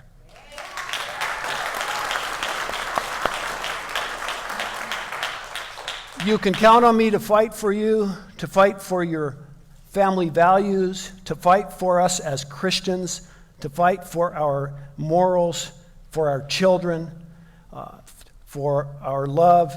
It just bothers me so much when you look at the breakdown of society now with, we've got an Adam and a Steve instead of an Adam and an Eve.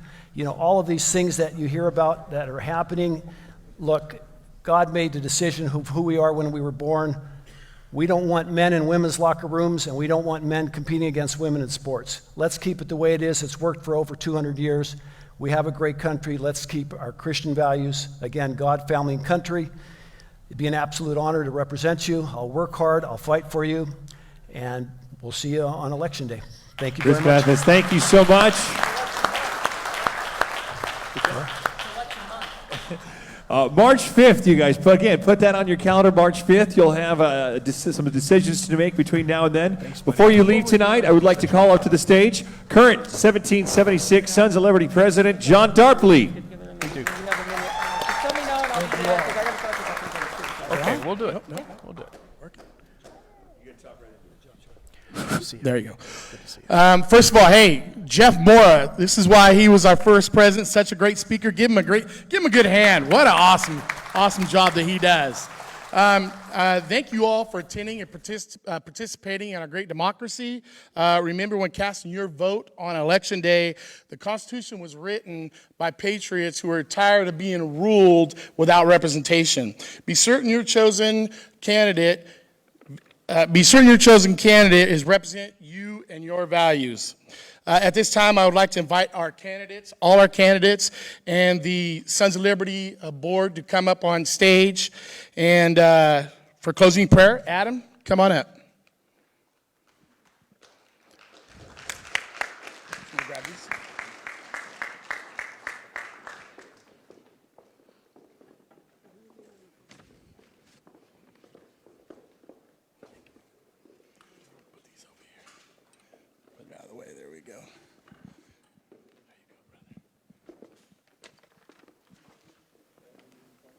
Thank you again. Let's bow our heads.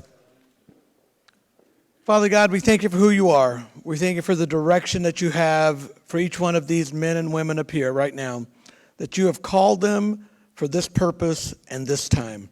We ask you right now that your Holy Spirit lead us, empower us, and strengthen us to be the examples of who Christ is within each one of us, that we can truly speak to the evil that is coming into this country and send it back.